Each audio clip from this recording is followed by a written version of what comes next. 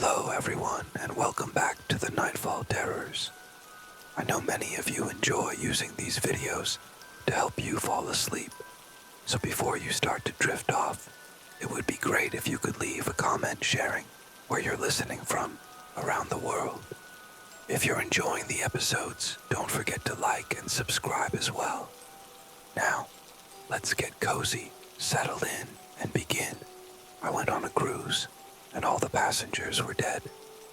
If only I had trusted my instincts, I would have never boarded that cursed vessel. When the Azure Sea Star departed, everyone on board was alive, equipped with phones, tablets, smartwatches, and the ship's own communication systems. Yet, not a single message was ever sent after it vanished.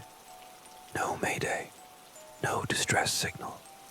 Over 1,000 passengers and crew remain missing. Only a few were discovered in a lifeboat days after the Sea Star disappeared. The Coast Guard's only comment on the lifeboat recovery was brief. The passengers did not survive. Wild rumors soon followed. Stories of a thermos filled with human eyes or a victim with severed fingers crammed into their mouth. But these were dismissed as fabrications. Sensational tales preying on grief. Officially, the Azure Sea Star was lost to a rogue wave. No survivors, no eyewitnesses, except one. But maybe I shouldn't say more. Maybe it's safer if the world forgets that ship ever existed. Still, the families of those lost deserve answers. That's why I'm sharing this. A word of warning first. Those rumors you've heard, they barely hint at the truth. What I experienced was far worse. I still wake screaming most nights. I sleep with the lights on. I avoid dark hallways and never shake hands. Some of these habits are new, shaped by what happened on that ship. Some, like my aversion to handshakes, have been with me for years. I don't plan to leave anything out, not even my own part in what occurred. Be warned. What follows is deeply disturbing, and everything I'm about to tell you is true. To explain what really happened on the Sea Star, I need to start with a bit about myself. Apologies. I know I'm easy to overlook. Background noise, wallpaper, but I notice things. This began when I was very young. And yes, I promise it's relevant. I once refused to swim in the community pool with my brother because the water was murky and I sensed something dark lurking beneath. I still remember standing on the edge, crying as my dad encouraged me. Go on, jump in. My brother led by example, diving to the bottom. When he surfaced, he held up a silver dollar, letting it fall back into the water just out of reach.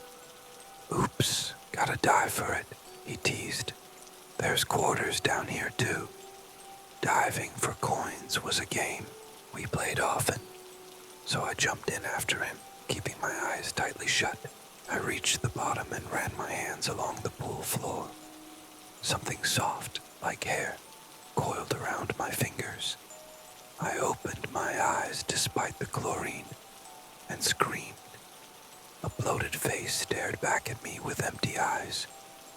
When I surfaced, sobbing about the dead woman, the other swimmers only looked confused. My brother tried to calm me and insisted it was just coins. He was right, for the moment. A week later, a woman would drown in that pool, unnoticed beneath the surface as swimmers continued their laps. Later, I remember refusing to sit in my grandmother's armchair because of a terrible smell. I clamped my nose and cried, "Gross!" My parents were embarrassed. They assumed the odor came from one of Grandma's accidents and scolded me for making a scene.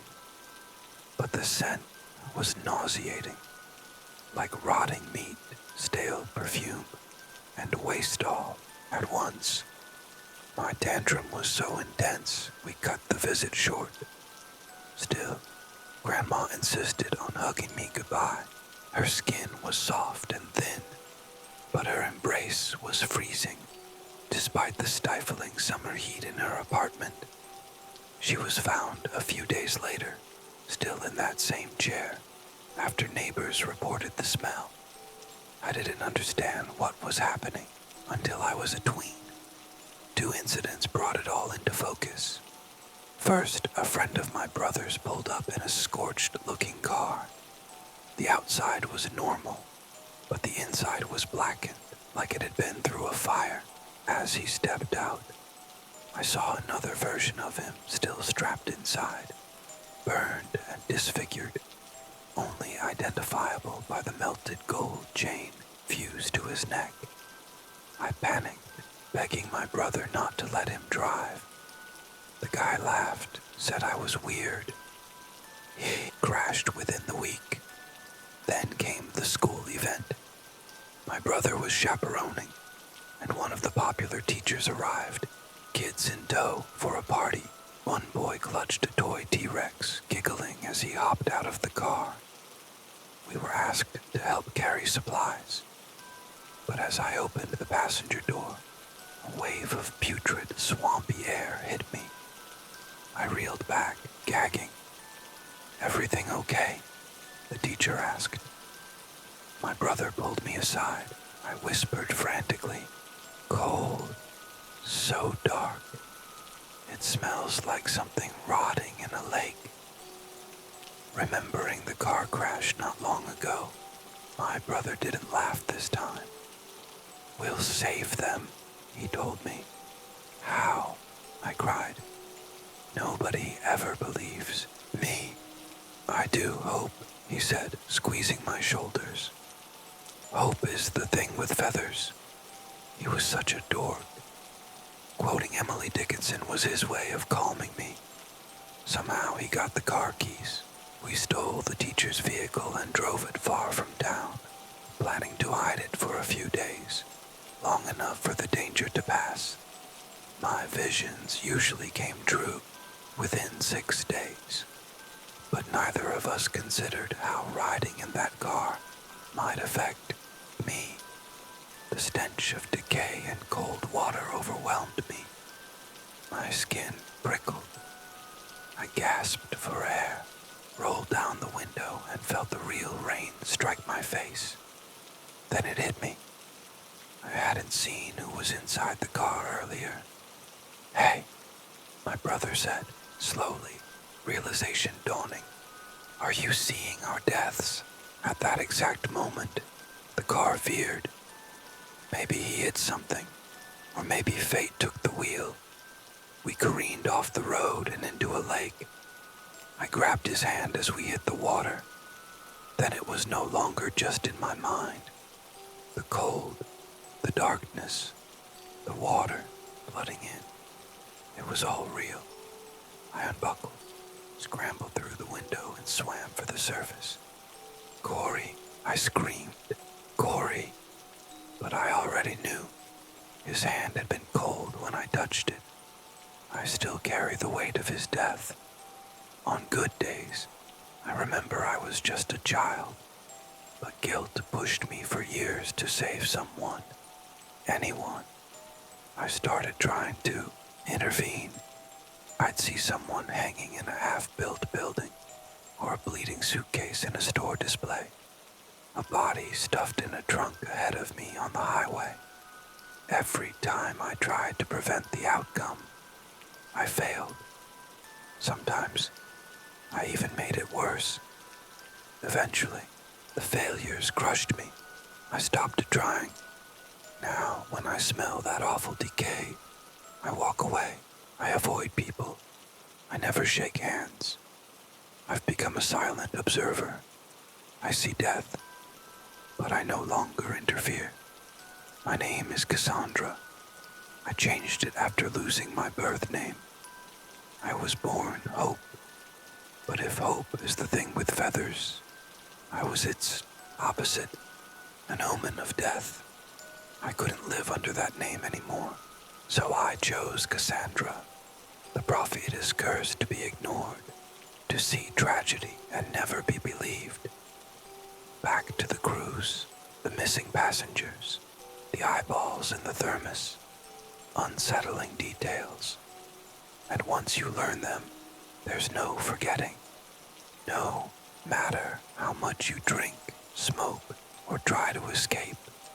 Speaking of escape, a month ago I turned 40. I marked the milestone in the one way I've always known, drinking away my regrets, the cold moments, the ignored warnings, and most of all, the real screw-ups. Those require serious forgetting. I was midway through what may have been my second or seventh drink at my usual bar when someone called out, "Evening, friend." It was a woman with the vivid purple eyeliner and hair to match. Lily Tsuki, the musician, who often played there. She was the main reason I came, though we'd barely spoken aside from the odd compliment about her music. She sat next to me and clinked her glass against mine. Roy at the bar said it's your 40th. I see you in here weekly. Good tipper. Drinking like you're trying to disappear. Someone did something nice for me recently, so I'm passing it on. She pulled a card from her pocket. A cruise gift card. I didn't catch every detail, too noisy, but she explained a wealthy admirer had given it to her after hearing she'd be performing on the Azure Sea Star. It felt too much, so she decided to give it away. Enough on it to cover the whole trip. Don't thank me, honestly. I needed to offload it. Happy birthday, friend. Our fingers brushed as she handed me the card. Warm. Alive. I thanked her awkwardly, my face flushing. Why? Because she picked me. Ridiculous. Still, I felt a warm glow, not just from the alcohol. Why not? I thought. Why not enjoy something for once? The Azure Sea Star sounded idyllic. I'd see Lily perform, framed by the sea. I'd sip drinks under the stars, catch some sun, find my sea legs. Every hand would be warm, and every breath would taste like summer. 9 decks, 11 counting the crew areas, over 1,000 guests, pools, bars, restaurants, cafes, spas, cabaret. The Sea Star really was a 5-star hotel afloat. I was thrilled, but before luxury came the wait, parking, security, the usual pre-boarding mess. As I neared ticketing, enjoying the sea breeze, I caught a faint, sour smell. Decay, subtle, under the exhaust and salt air, but I always notice death. Probably a dead animal in some cargo crate. Or worse, a trafficked soul suffocating in a container. The thought turned my stomach. Once inside the air-conditioned terminal, the smell vanished. Just cool, filtered air. Check-in went quickly. I followed signs to the upper floor, through glass doors. On the right, glossy images of poolside cocktails. On the left, through towering windows, the Sea Star. Huge, towering decks. Endless balconies. Then I noticed something. A shape slumped against a railing. I froze, small against the ship's bulk. But clearly missing a head. Just a torso and most of the arms. Blood marked the railing. I stopped walking, pressed closer to the glass, scanned the ship. Was it just one? Maybe a prank? A dummy? A prop? I had to see up close. I walked toward the gangway. The sky darkened to a deep violet. The sun lowered. Shadows grew long, and with them, the air chilled. I stepped onto the gangplank. There it was again. Rot. Stronger. Now. I sniffed. Again. The same foul stench. A man ahead noticed me react. Not used to that sea breeze, he joked. I didn't answer, because now, up close, I saw more. Cracks in the glass doors of cabins. Smashed panels. I gasped and dropped to my knees. A passenger reached to help me. Her hand was cold. I recoiled and stumbled into a woman and her daughter. "Oh," said the mother. My hand brushed the daughter's arm. Ice cold. "Are you okay?" the girl asked. I backed away. Another figure approached, an older man, cold hand on my elbow. "Miss," he said, "Miss." But I was already fleeing, their voices fading behind me. No, no, no. My chest tightened, my stomach churned. The ship was dark, windows shattered, bloodstains on the decks and balconies, and the smell. I hadn't even stepped on board, but I already knew what it meant. It wasn't just a few bodies. It was a mass death, a vast pile of rotting flesh spreading its stench far beyond the decks. The kind of stench you only get from dozens, hundreds of corpses. No one from that ship was coming back.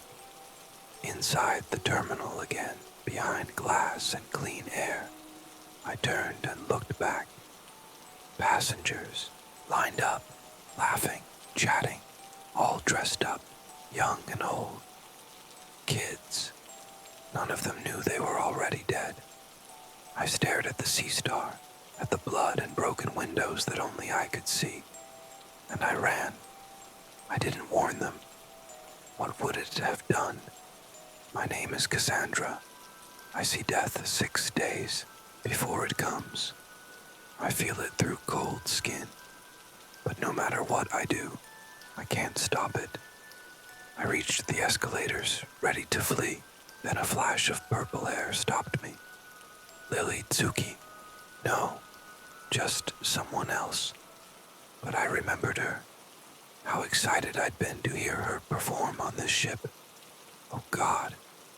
It's one thing to turn away from strangers, like watching a disaster on the news, but someone I knew. Could I really leave her to die? Every time I went to that bar, I'd remember that I hadn't even tried. Shit, I hissed, fumbling for my phone. How long? 90 minutes. 90 minutes to board, find her, and... What? Convince her to leave? No plan. But my feet were already turning back. Because better to walk into hell than live with that empty piano bench and the guilt. But to help her, I needed to understand. To know how they died. Which meant doing what I hadn't done in years. I had to walk into the vision, step straight into the horror, find the source of that unbearable stench. I had to find the bodies and whatever had killed them. Boarding. The moment I stepped onto the ship, the stench hit me so hard, I collapsed, dry heaving. Passengers walked around me, moving toward the check-in desk. A young woman in a neat skirt suit approached, offering a hand. Cold. I staggered away. Inside, I looked for the nearest exit and bolted toward the promenade for fresh air. Lifeboats hung above. The sea sparkled beside us. Lounge chairs lined the deck, all empty, probably because upper decks had more attractive spots. I gripped the railing, breathing hard. Waves slapped against the hull. Blood marked the deck below. Just smears. No cause, no answers. Only signs of something very, very wrong. After circling the entire promenade and finding nothing but occasional bloodstains, I pulled my shirt over my nose, gritted my teeth, and stepped inside the nearest door. The Sea Star's interior resembled a luxury hotel. Passengers moved through the restaurant and retail areas, chatting about shows and gourmet meals. Crew members smiled and answered questions, completely unaware of the foul, sweet scent of decay that hung in the air. Lily Tsuki was likely at the piano lounge, but without a clear understanding of what had happened, I kept wandering. I stepped into a crowded cafe overlooking the grand staircase. There was a large, dark bloodstain on the carpet. I moved past it and the pastry case, queasy at the sight of delicate desserts, then scanned the tables. That's when I saw it, an eyeball floating in a teacup. No clue how it ended up there. No body missing one, just an eyeball swirling in thick, congealed blood. I turned away, quickly grabbing a napkin to cover my nose. Interior stairwell. The lighting grew dimmer as I climbed the central staircase. I noticed the power was out. A storm. Unlikely. Storms don't remove eyeballs with teaspoons. On deck 6, I peered down a dark corridor lined with cabins. While it appeared brightly lit to the passing guests, in my vision of the future 6 days from now, the hallway was pitch black, with cabin doors locked and little else to investigate. I continued climbing until I reached the pool deck, deck 9. Deck 9 opened into a panoramic view with restaurants, a spa, and the pool. I stepped outside, relieved. The sea breeze offered a brief escape from the smell. Guests lounged by the pool, drinks in hand, dressed for leisure. I spotted a woman reclining on a chair streaked with blood, unaware of the gore beneath her. Several bloated bodies floated in the pool, a shimmer in my vision. A teen boy swam through one of the corpses, his own, just dressed differently. Oof, I muttered as a child ran into me, her arm brushing mine. Sorry, the girl called out, her mother scolding her from behind. I tried to ignore how cold her touch had been. I counted 8 bodies in the water, one by the towel bin, skull caved in. I walked the perimeter, brushing past guests, each one cold to the touch. There were no survivors here, but what caused it? That's when I noticed an old man sitting beneath a sun umbrella. Unlike the others, there were no wounds, no visible trauma, just gray mottled skin and a broken glass in his hand. I moved closer. His mouth was open. Blood dripped from shattered glass embedded in his tongue. The cup in his hand was jagged. He'd swallowed the shards. He'd died choking on glass. What the hell is happening? I muttered. Forward stairwell. I skipped the upper decks and circled around to take the forward stairs down.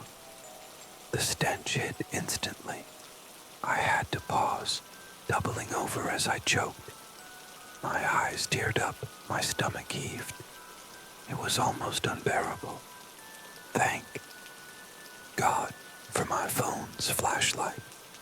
Napkin pressed tight over my face. I kept going. The light skimmed the carpeted stairs and the first of the lower halls. Then I paused. Something glistened ahead, a red, glistening pile. I bent to inspect it when a crew member approached. Lose something, miss? Just my sanity, I muttered, waving him off. I accidentally touched his hand. Cold. I turned back to the mound. Intestines piled on the stairwell, trailing to a nearby disemboweled corpse. Eyeballs. Intestines. Broken glass. None of it made sense. I moved the beam downward. Then I found it, the source of the stench. The stairwell was blocked by a pile of bodies. The ones on the bottom had been trampled. The top layer was mutilated. Twisted limbs, broken jaws, crushed ribs. It looked like two panicked crowds collided, one rushing up, another fleeing down. Why this stairwell? Then it hit me. The cabaret lounge, elevators out, no power. This was the closest stairwell to the auditorium. I was getting closer to the truth, but I still didn't know what triggered the chaos. Who or what caused the passengers to panic? Or worse, what if it wasn't someone attacking them? What if they had done it to themselves? Piano bar. I took the long way to the cabaret lounge, using the central staircase. On the way, I heard piano music. I followed the sound into a cozy bar, and there she was, Lily Suki. And just in time, the ship was leaving in under 30 minutes. Lily, I called out. She looked up, smiling. You made it. You have to get off the ship. What? I know how it sounds, but listen, you have to leave. Everyone on board is going to die. I've seen it, because I'm psychic. I winced, realizing how insane it sounded. I've seen this before, since I was a kid. The ship will lose power. People will trample each other. I saw the stairwell. There are bodies. She cut in. You're saying it's a terror attack? No, it's not like that. It's more like a mass hysteria. A madness that spreads. Zombies. No. Ghosts. No. She played a horror movie jingle. Want me to call an exorcist? We need to leave. I checked my phone. Now, she tilted her head. You're a strange one. But listen, I don't think any disaster that extreme could go unnoticed. This ship has countless safety systems. And even if I did believe you, I wouldn't just walk away. I'm under contract. She smiled calmly. If this were the Titanic and I was the only one who saw the iceberg, I'd stay and steer, not run off and leave others behind. Her words sent a chill through me. She had no idea, no clue how useless my warnings had always been. I'd tried to help once. My brother had died because of it. I kept trying for years until I accepted the truth. Nothing can be changed. That's why I go by Cassandra. Like the myth, the prophet cursed to be right, but never believed. Trying to stop what's coming is like trying to grab stars from the sky. Everyone I touched was cold. Everyone on board was already dead. My fists clenched so hard, my nails broke skin. You don't understand what you're asking. She shrugged. I'm not asking anything of you, just explaining why I have to stay. I turned and left, fury and despair boiling inside me. She didn't know. She had no idea what was coming. But she would. Cabaret lounge. Maybe the answer was in the cabaret lounge. I rushed past the cafe with the eyeball in the teacup and burst through the doors. But the cabaret hall was quiet. Soft classical music played. A few guests mingled. Corpses slumped across chairs unnoticed. The stage was clean, untouched, glowing in the sunset. If I thought this was where it all began, I was wrong. Still, I searched every corner until my phone battery blinked out. Then I returned to the grand staircase. One way led to the cabins, the other to the gangplank and safety. It's not too late to be a coward, I whispered. Run now. Find another bar. Forget this place like you forget everything else. A survivor's instinct tugged at me. Or maybe, just maybe, I could try one more time. Hope, my brother used to say, is the thing with feathers. Then, again, look what hope got him. My heart pounded. I'd die here unless I left it now. I checked my phone, but it was dead, just like I would be if I stayed. Cabin 4044. The Sea Star's horn blared, signaling departure. A faint jeer echoed from the upper levels. For a split second, I felt a jolt of panic, an urge to rush back on deck and leap overboard. But the truth was, my fate had already been sealed long before that sound. I hadn't noticed until just then, but I'd been rubbing my hands repeatedly, and they were cold, likely had been since I first stepped on board. Dragging heavy feet, I followed the weak glow of my phone down the hallway to cabin 4044. I reached for the handle and froze. A familiar gut-wrenching stench twisted my stomach. Smoke, burned, flesh. I wrinkled my nose and pushed the door open. Golden light from the setting sun poured through the window, casting an eerie glow that almost made the charred room look aflame. The walls and ceiling were blackened.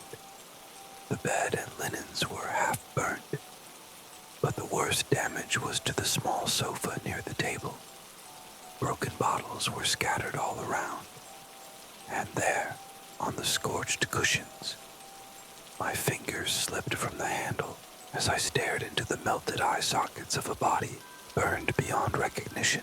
A black band circled one wrist, the remains of a charm bracelet. My bracelet. While one man had swallowed glass up on deck, I was destined to fall victim to the madness here, setting myself alight in a drunken haze.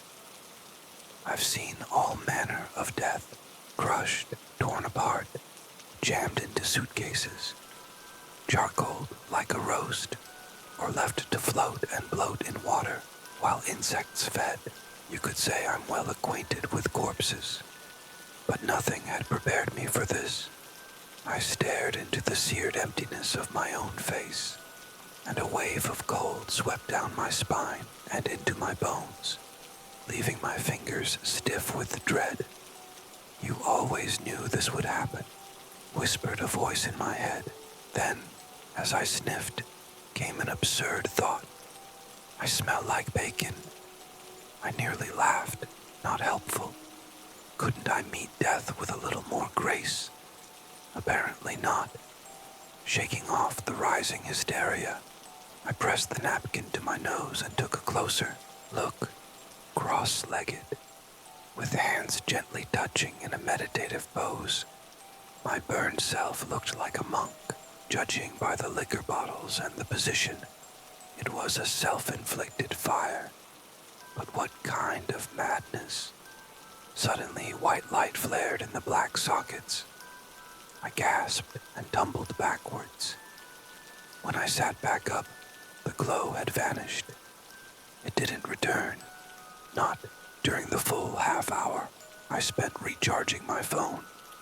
I kept one eye fixed on my corpse, while the ship's spotty Wi-Fi helped me begin some long overdue research.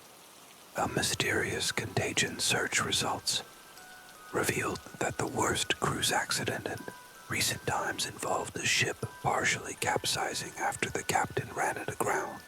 34 people died out of 4,000. Another notorious case, dubbed the Poop Cruise, left passengers stranded for days without power or functioning toilets after an engine fire. But the Sea Star wasn't facing a natural disaster. It wasn't an issue with weather or the sea. It was something else entirely. A contagion. Yes, cruise ships have dealt with viruses like norovirus or COVID-19. But neither explains what I've witnessed. Passengers mutilating themselves with eerie precision. And a 100% fatality rate. That doesn't happen in nature. There should be at least a handful of accidental survivors. Unless a cold sensation crept up my arms as a terrible possibility took shape.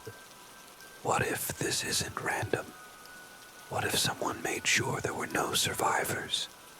Shaken by the idea, I lowered my phone. But how could someone cause this? And why? With 1,000 people on board? How do you even start identifying who might be behind it? I didn't have those answers. I only knew I needed to keep searching. I headed for the upper decks. Deck 9 cold, cold. Every time I brushed a hand or shoulder, the chill deepened. Passengers gave me odd looks as I stumbled around. Maybe they thought I was blind or disoriented. In a way, they were right. I couldn't see well under the ship's lighting. Not when my vision showed everything as it would be 6 days from now, in blackout. I relied on my phone's small beam to move through the bustling bar and lounge. Still, every person I touched was cold. It was becoming more and more clear. This wasn't a natural outbreak. The deaths weren't just random. Someone or something was behind it. The evening's most important clue came by chance. I bumped into an older man, knocking his drink from his hand. He noticed my flashlight and guessed I'd lost something. Need a better light, he offered. I've got one of those high-powered ones back in my cabin. His kindness caught me off guard, and I stared at him in the glow of my phone. Every hair on my neck stood up. Something wrong? He asked, confused by my reaction. No, I mean, yes. A flashlight would be very helpful. Thank you. He introduced himself as John. I recognized him immediately. He was the man I'd seen dead by the pool, with glass in his throat. Now he had a name. I'm ashamed to admit it, but I didn't talk much during the walk to his cabin. It's harder to watch someone die when you know their name. When he handed me the flashlight, I couldn't meet his eyes. The moment I turned it on, a powerful beam lit the hallway end to end. But more importantly, I noticed something else. His clothes. He wasn't wearing the same outfit he'd had on when he died, which meant the catastrophe wasn't happening tonight. Pool deck. After brushing past what felt like 1,000 cold limbs, I found myself a lounger. There was no way I was spending the night in a room filled with fumes from my own burnt corpse. I drifted off. Somewhere deep in the night, voices woke me. The ship was no longer moving. Stars and moon reflected off still water. I stumbled groggily to the rail. Out on the waves, a rescue boat bobbed.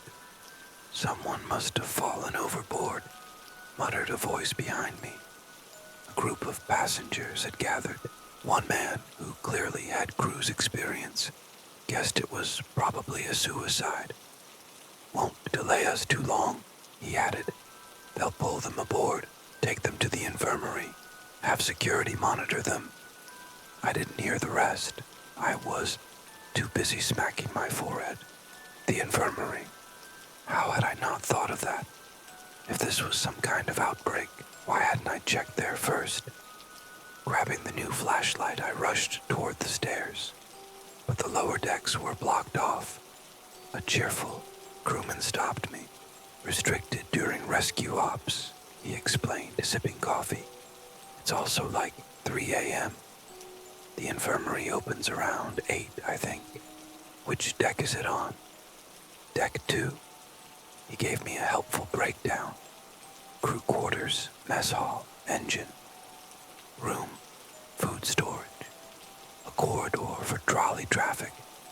The infirmary, machinery rooms. A brig, even a morgue. We mostly use it to keep flowers cold, really. He joked.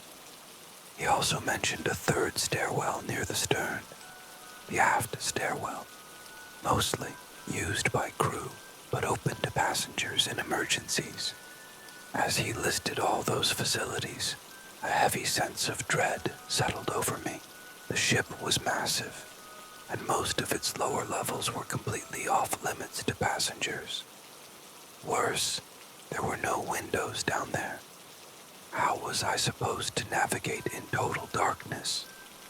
Even with John's flashlight, the thought was overwhelming. But one thing at a time, I told myself. First stop, the infirmary. Infirmary at exactly 8 a.m. I stepped into the infirmary. It looked like any typical waiting room. Outdated magazines, uncomfortable chairs, and since it was deep inside the ship, pitch black to my sleep-deprived eyes. "Morning, sweetheart. How can I help you today?" said the receptionist brightly as my flashlight passed over her. I caught a glimpse of something horrifying. Another face sharing the chair. Her own corpse. The real woman, unaware of this, smiled and handed me a clipboard with check-in paperwork. While I filled out the forms under my flashlight, I overheard her chatting with someone I assumed was a nurse. My ears perked up when they began whispering about last night. "Did you hear about the rescue? When they pulled him out, he wasn't breathing."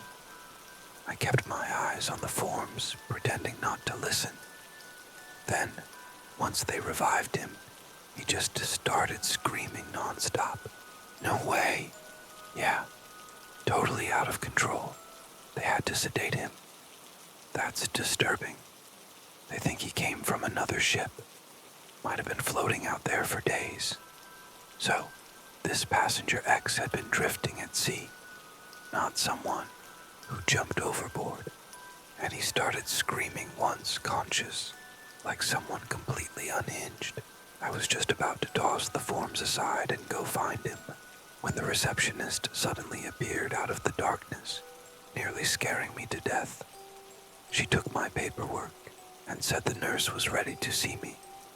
I was led into one of 3 exam rooms. There were typical medical furnishings, exam tables, computers, chairs, but no sign of a screaming man. Where would they have taken him? The nurse, a young woman in a hijab, went through the usual questions while entering answers into a computer with a cracked, lifeless screen.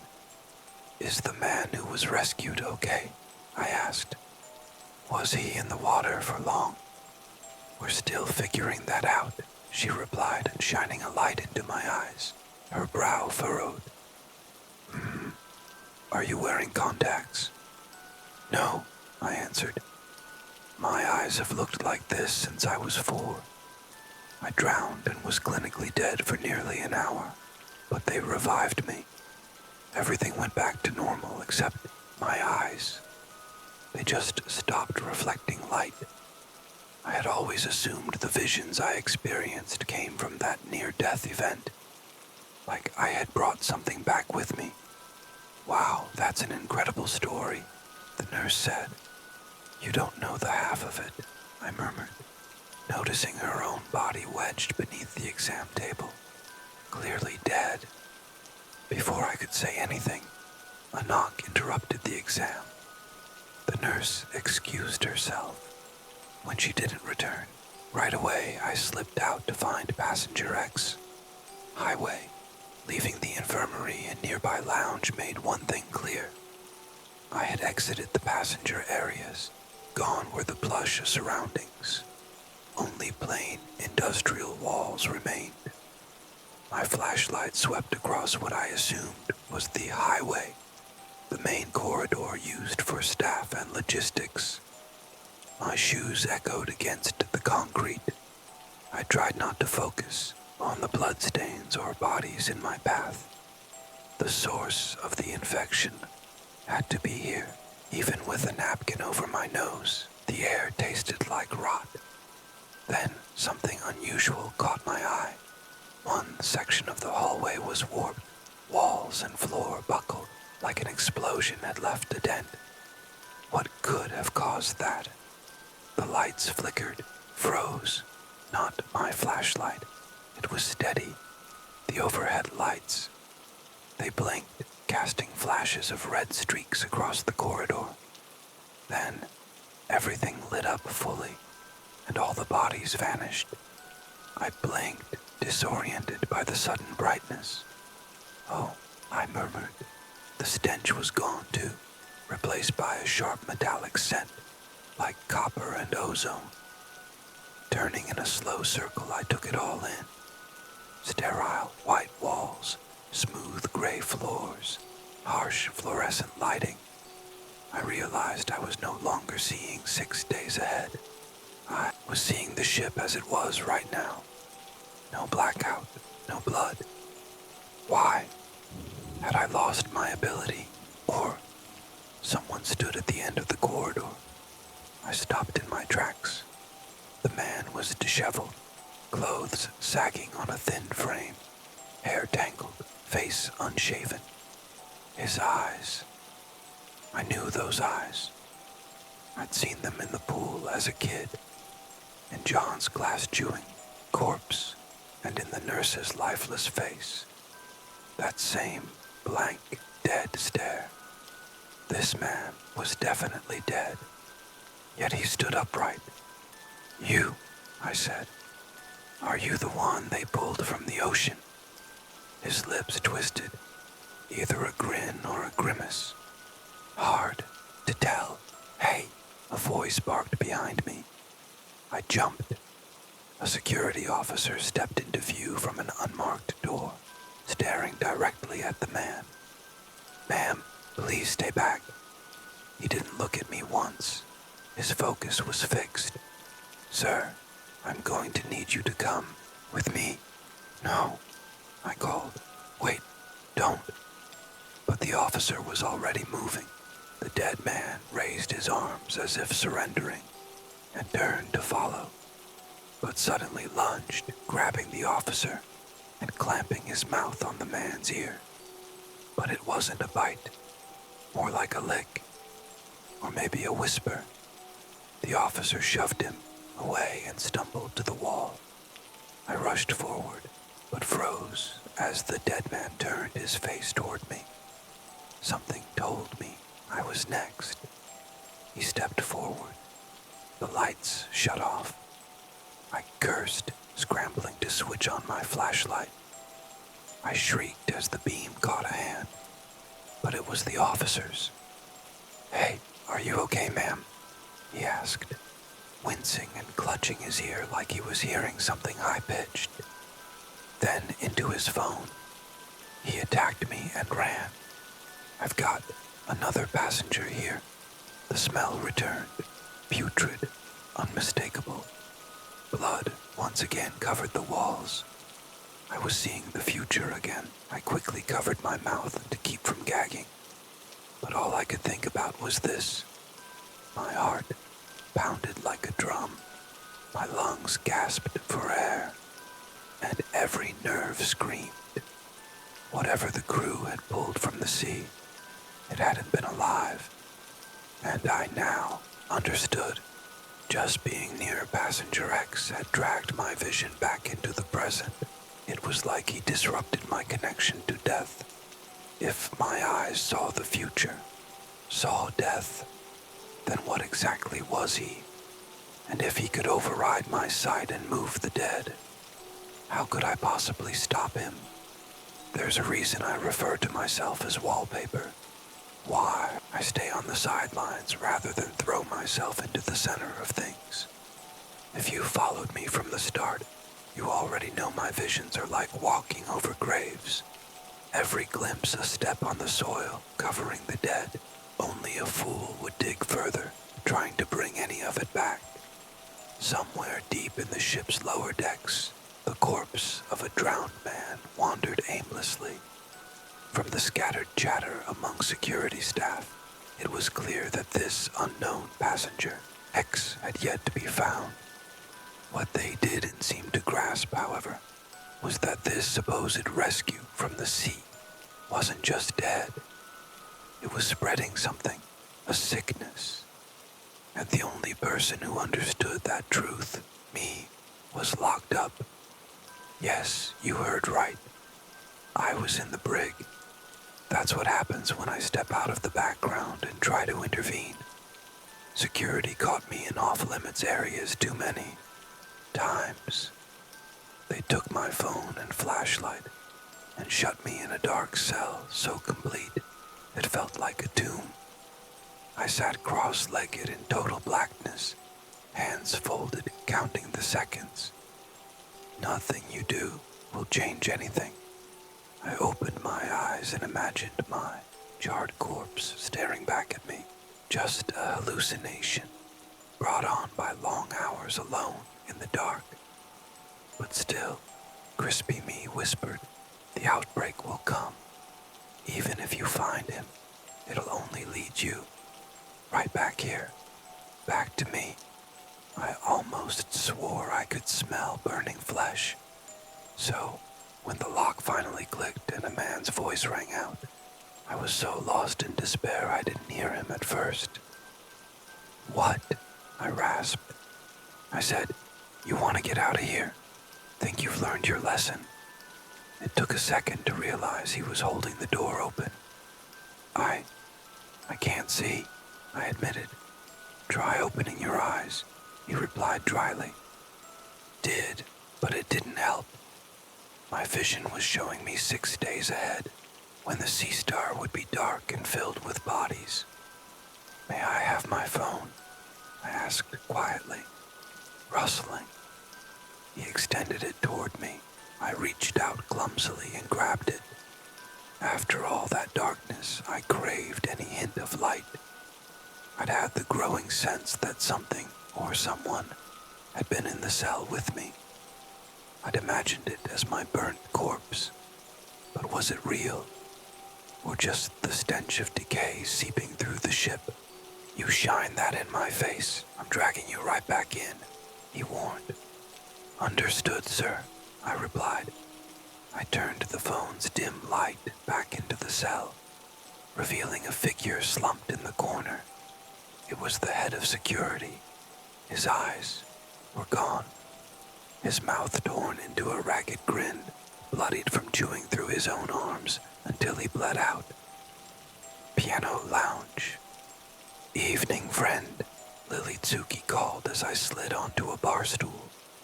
In the fading sunlight, her violet hair gleamed nearly magenta. She joked, so they finally let you out. I ordered a drink, savoring the warm sweetness. So, you heard about that? Word is, you've been shining your flashlight in everyone's face all day. Keep that up and they'll boot you at the next port. There won't be a next port, I said, finishing my drink. I reached for another when she joined me at the bar. To your 40th, she said, clinking glasses. What's the rush to burn through that gift card I gave you?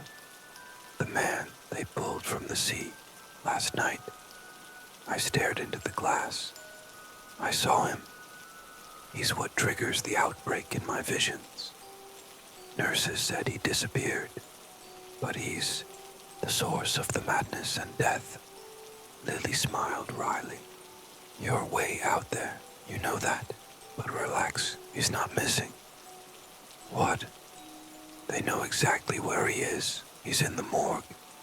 Dead. I'd known it. One look at him and I could tell. Whatever they pulled aboard wasn't alive. It was just wearing a human form. I jumped up. I have to get down there. Hey! Lily caught my sleeve. You want to end up back in the brig. You don't get it. If I don't stop him, we're all going to. I cut myself off, hearing the edge in my voice. I caught my reflection behind the bar. Dangled hair, dark circles under my eyes. I looked unhinged. I ran a hand through my hair, trying to compose myself. Look, Lily, I know how I sound, but could I have your number, just in case any of this plays out? Her eyebrows lifted. I'd seen that reaction before, usually my cue to leave, but then she pulled out her phone and asked for mine. A moment later, hi. As I blinked at the message, She touched my shoulder and said, "Easy on the death prophecies, okay? This whole story kind of feels like a movie. Tell me if you recognize it." As more people trickled into the lounge, she returned to the piano. From the mic, she called, "This one's for the psychic lady. Here's to you, friend." She began to play Mad World. I didn't know whether to laugh or cry, but she wasn't wrong. I lifted my glass. Just yesterday, I'd stepped onto the ship, filled with excitement. Now, it felt like that version of me had died a lifetime ago, and though I couldn't stop what was coming, for one small moment, something stirred in me. Not hope, exactly, but a flicker of something real. I sipped my drink and watched her play. One bright memory, like a candle before it goes out. Pool deck. After I left the bar, screams led me to the pool deck. But it was just a party. People laughing, shoving each other into the water. Nearby, John's bloated body leaked fluids into a dark puddle. The stench had worsened. Decay everywhere. I noticed the teenage boy who had swum through his own corpse yesterday now wore the same swim trunks he'd die in. I made preparations. I swiped liquor bottles from the bar. Would decapitating Passenger X help? Burning him? A machete would have been ideal, but I settled for steak knives, matches, and rags. Maybe a Molotov would do the job. You know this is hopeless. You've never made a Molotov in your life. I ignored my inner critic. In my cabin's bathroom, the only space I could use to trap and burn a corpse, I prepped the bottles. This might all backfire. Maybe I'd be the one going up in flames. My own jarred corpse seemed to agree, silently warning that I couldn't escape the outcome I already foresaw. Hope is the thing with feathers, I muttered like a prayer, writing a note. I left it beside my corpse and tapped its scorched forehead. Fire and ice, don't forget. I definitely lost it, assuming I ever had it to begin with. I plugged in my phone and changed my flashlight's batteries. Outside, sunset hues faded into twilight. I couldn't risk going back to the lower decks yet. I'd be detained again. My best bet was to wait until Lily's shift ended, offer to walk her to staff quarters, which were below deck. I could keep her safe and look for Passenger X at the same time. She wouldn't be done until after midnight. Suddenly, exhaustion washed over me. I'd been running on adrenaline and dread, barely sleeping. My body demanded rest. I returned to my lounger on the pool deck, set an alarm, and closed my eyes. Just a short nap, but I plunged into deep, dreamless sleep. 17 a.m. I woke well rested and immediately sensed something was wrong. My heart raced as I realized what it was. The engines. They were silent. No wind tugged at my hair. The air was still. In the distance, the sky was beginning to brighten. I'd slept through the night. I grabbed my phone. Dead. Not a flicker. Strange, considering. I charged it. Then I heard something else. The ship's PA system, repeating on loop. For safety reasons, we request all passengers remain in their cabins. The ship's firefighting team is addressing the situation. I repeat, a thick, dark plume of smoke was rising from the stern. The Sea Star was adrift, powerless, without engines. The cruise ship had turned into a floating death trap. Its passengers unknowingly sealed in a vessel that would soon be filled with corpses. Grabbing my bag, I made my way to the jogging track to get a better view. At this hour, the deck was nearly empty, and the few passengers I spotted were retreating to their cabins. There was no real sense of urgency, though I did notice a group of teenage girls trying to capture the smoke on their phones, expressing frustration when they realized their devices were dead. They called over a young man, only to discover his phone wasn't working either. The group hurried below decks as a crewman, goatee sharp against his face, barked orders at them. "Hey, you!" The same crewman spotted me and waved me over. As I approached, the radio on his belt crackled. "He's eating her face. He's eating her." He quickly silenced it, shoving the radio into his pocket. "Get back to your cabin," he ordered, before rushing down the forward stairwell. That radio message, Passenger X. I pulled out my flashlight, gripping it tightly in my hand, and followed him. But when I reached the forward stairwell, the stench hit me like a wave. The corridor was blocked by piles of decaying bodies. The decomposing remains leaked foul fluid, and even through my bandana, the smell made my lungs seize. But the radio message, I had to get past them. Clutching the railing, I gritted my teeth and rushed down the stairs, my nose pinched shut. "They're not real. They're not real," I repeated in my head. My foot slipped into a mass of rotting flesh, and I stumbled, the flashlight bouncing wildly as I fell.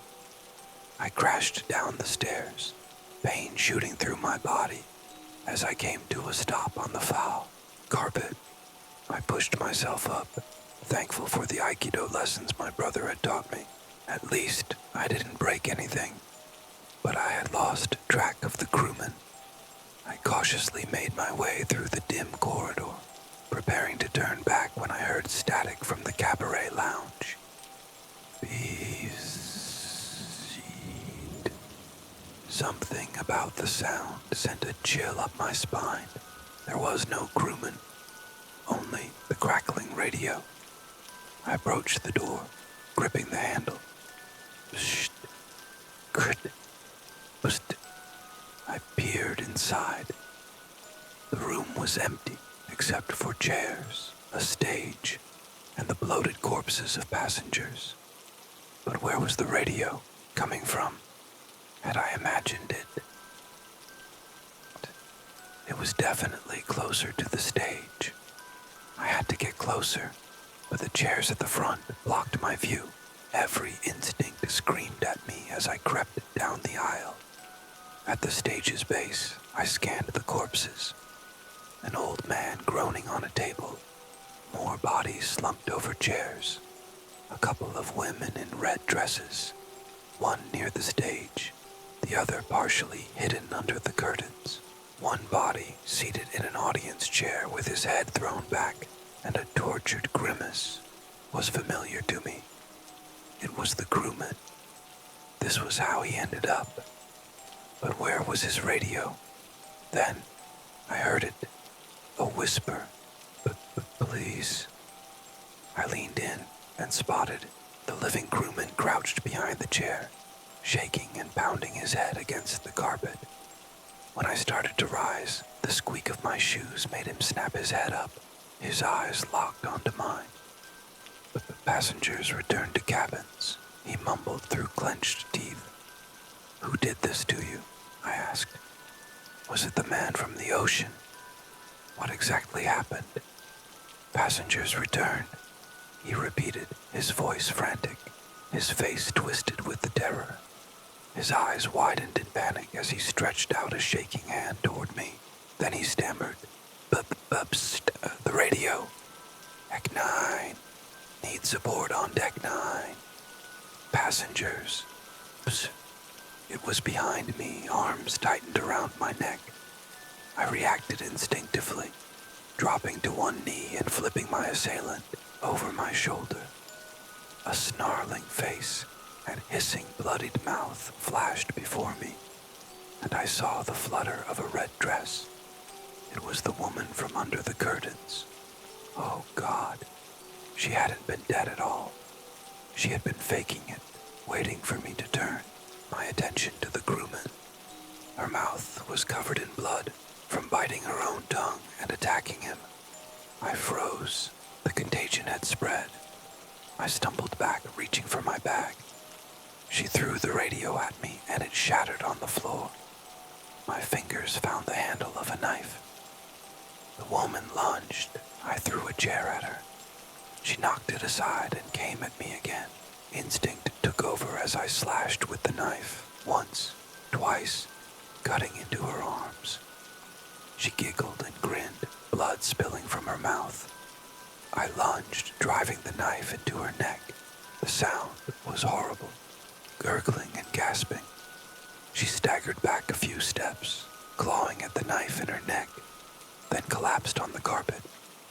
As she crawled toward the stage, I saw the woman I had just killed now, occupying the same spot her future corpse had in my visions. The same woman, before and after. Oh God, I whispered. I've killed her. I had never taken a life before, not directly. The blood was everywhere. My hands, my face, covered in it. The horror of what I had done hit me with full force. I staggered away, nausea rising in my chest. But as I glanced at the crewman, he was still on his knees, hitting his head against the floor. Lily Suki. The thought cut through my numbness. If this was happening here, how bad was it down below? The crewman turned his head toward me. The voices, he gasped. They're telling me to do things. The voices. His eyes locked with mine, and he whispered, "Run." As I turned to flee, my last sight was of him sobbing on the floor. I had never known true claustrophobia, nor darkness like this. Trapped in the bowels of a doomed ship, with no light, no windows, and no way out. It was suffocating. It felt like being sealed in a submarine at the ocean's deepest depths. I could only pray that I would avoid the infected lunatics as I hid in the pitch black, hoping for a way out that might never come. Every scream from the darkness reminded me that escape was just an illusion. The corridors were a maze, and without light or guidance, finding the way out felt impossible. The only way out was to make it through the corridors, right through the same stairwell everyone else was trying to reach. Alone in the dark, it felt like the world was too far to reach. The only escape was through the horrors I could hear, but could not see. I had no idea what kind of nightmare awaited me below deck as I rushed down to search for Lily Suki. Screams echoed in every direction. Crew members, frantic and overwhelmed, didn't even notice me as I pushed through the corridors, calling her name and swinging my flashlight. To them, the lights were still on, probably powered by the auxiliary system after the main engines and elevators had gone down. But to me, seeing the ship 6 days in the future, it was a different story. Dead bodies littered the floor, and blood painted the walls. The present, though, wasn't far behind. An alarm blared. Fire, or maybe a crew muster or some other emergency. Everywhere chaos reigned as the crew tried to contain those who, like the crewman with the goatee or the woman in the red dress, had been overtaken by madness. The contagion was spreading fast. My shoes slid on something slick, and I quickly shone my flashlight down. There, mixed with the dried blood from my vision, was a fresh pool of red. Panic gripped me, and my hand, now slick with blood, caused the beam to tremble. How was I ever going to find her in this madness? "You!" a voice cried out, grabbing me from the dark. Cold. "You! What's going on?" Lily Tsuki burst from the shadows, her eyes wild. "Oh, thank God," I gasped. relieved to see her. It's some sort of contagion, madness. It got my bunkmate. Lily's voice shook as she spoke, her hands trembling. I woke up, and she was peeling her nails off. At first, I thought they were press-ons, but her fingers were bloody. Her voice faltered, her usual carefree persona gone. I locked her in the bathroom. I kept the door shut while she went back to whatever she was doing. If you hadn't warned me, just then, the overhead lights flickered on.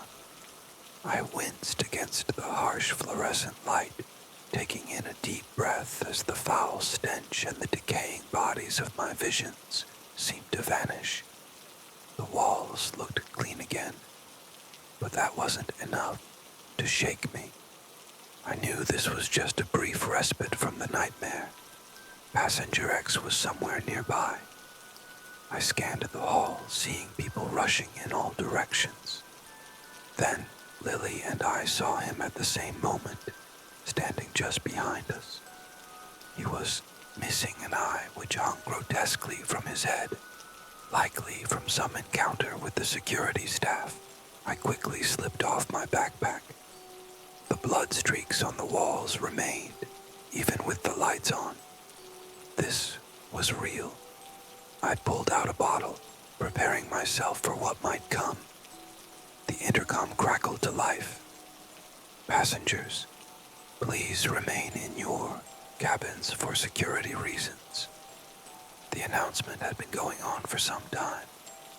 Wait for further instructions, then a flurry of voices, followed by a new commanding tone. All passengers report to your muster stations. This is not a drill. Prepare for immediate evacuation. All passengers. Suddenly, the intercom cut out, and the ship plunged into complete darkness. Screams filled the air. The shrieks came from all directions, including a sharp gasp from Lily as she clutched my arm. It wasn't just me who couldn't see anymore. The auxiliary power which had been keeping the lights and PA system running after the fire had now failed. The present had caught up with my visions. The Sea Star was in total blackout. In the lower decks, panic was palpable. Screams mixed with sobs and, more disturbingly, laughter. The darkness was suffocating. Absolute. And though I'd been in the dark before, this was different. The chaos and fear were contagious. I could almost feel the blackness crawling over my skin, the sweat and fear thick in the air. This was the real darkness.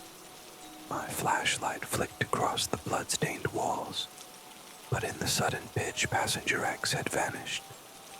I could only make out the distant movements of the crew, their flashlights flickering as someone shouted, "Lock it! Lock it! Don't let them out!" What do we do? Lily Tsuki's voice was on the edge of hysteria. I hoped it was just hysteria, but with her bunkmate infected, what if Lily lost control too? What if I had to kill her to survive? No, I couldn't think like that. We need to get upstairs, I said, clutching at hope. We have to evacuate. Light, a voice shrieked. A woman in a crew uniform bolted toward us, her laughter manic. Before I could react, she grabbed the flashlight from my hand. We struggled, and just as I almost had it back, she sank her teeth into my hand. I screamed. Thick arms wrapped around the woman, pulling her away. One of the security staff hauled her off, barking into his radio. "Got another one." He looked at us and shouted, "Go, go, evacuate." The main stairwell was behind him, but there was a commotion. From that direction, we turned and fled toward the bow of the ship. As I glanced over my shoulder, the light flickered back briefly, and I saw another crewman rushing to help the security guard. Or so I thought. until he lunged, pressing his mouth to the other man's ear, licking, whispering something. As the two men fought, the woman broke free and came after us. "Run! Run!" I urged Lily. We sprinted down the hall, our footsteps echoing, as the woman's cackling followed us. "Forward stairwell," Lily gasped. "No." I pulled her arm, yanking her into an intersecting corridor. I shut off the light and pressed my hand to her mouth. We huddled in the pitch black, listening to the fading cackles of the woman who had been chasing us. Slowly, I removed my hand from Lily's mouth and whispered, "The forward stairwell is a death trap. There's too much chaos. People will trample each other." I saw flashes of crushed bodies in my mind, the stench overwhelming.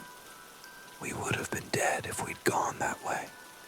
Shrieks and footsteps echoed, signaling more chaos ahead. A crowd was moving toward the forward stairs. We froze as the woman's laughter grew distant. We had to choose, either the aft stairs, far from here, or the central stairs. The central stairwell was wide, with fewer bodies, but getting to it would mean crossing the highway, where the infection was spreading. No. I flicked the flashlight back on. Where were we? A glimmer of hope flared in my chest. The infirmary.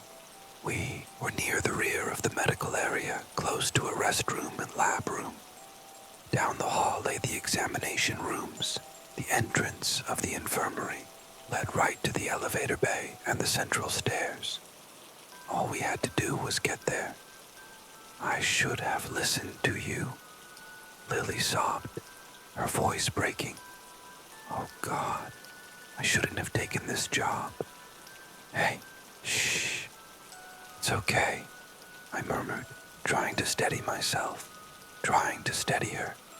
She sank to the floor, her hands pressed against her eyes, and I gently squeezed her shoulder. "Stop that. I didn't stay on this doomed ship just to leave you here. Get up."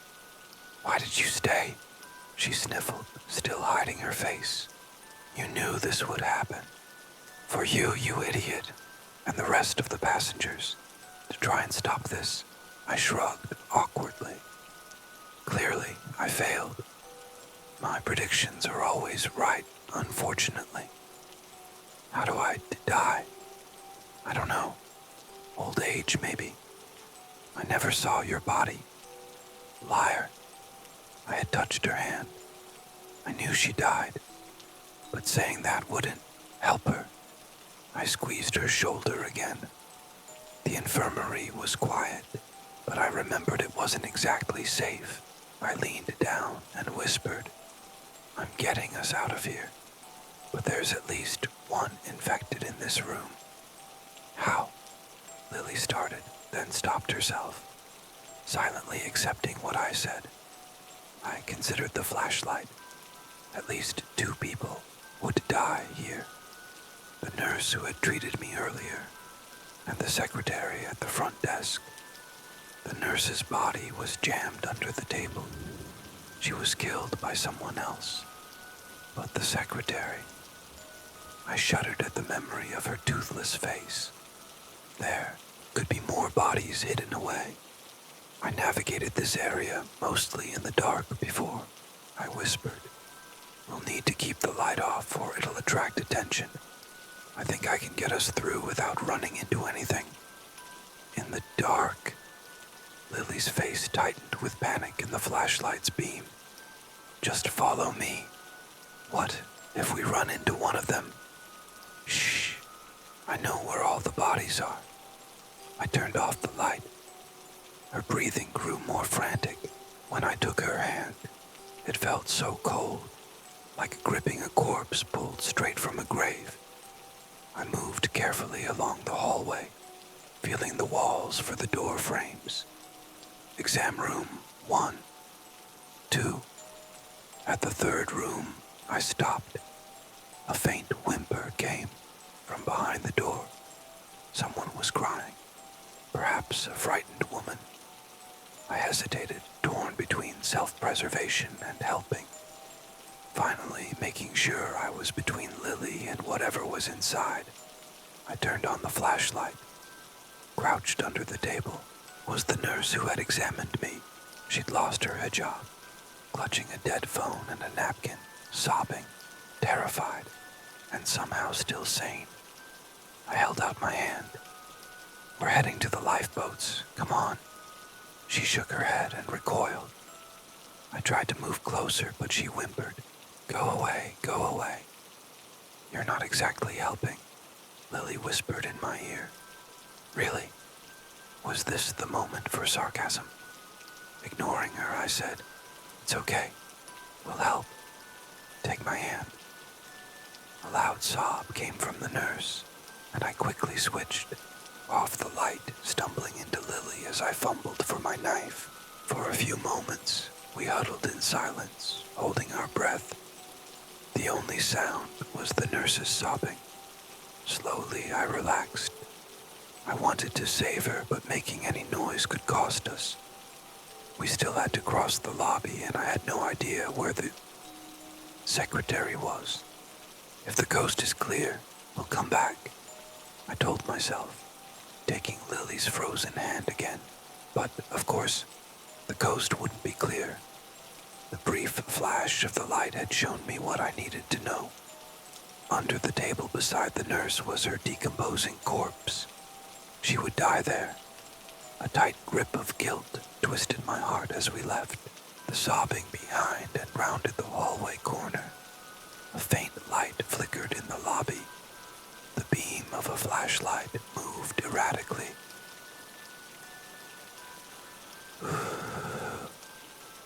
A strange noise, maybe a laugh or sob, echoed in the air. Lily's fingers tightened around mine. I steadied my knife and led us closer to the waiting area, the flickering light casting the chairs into distorted shapes. It wasn't a bright light, but we still had to be cautious to stay out of its reach. As we neared the lobby, I could hear the secretary more clearly.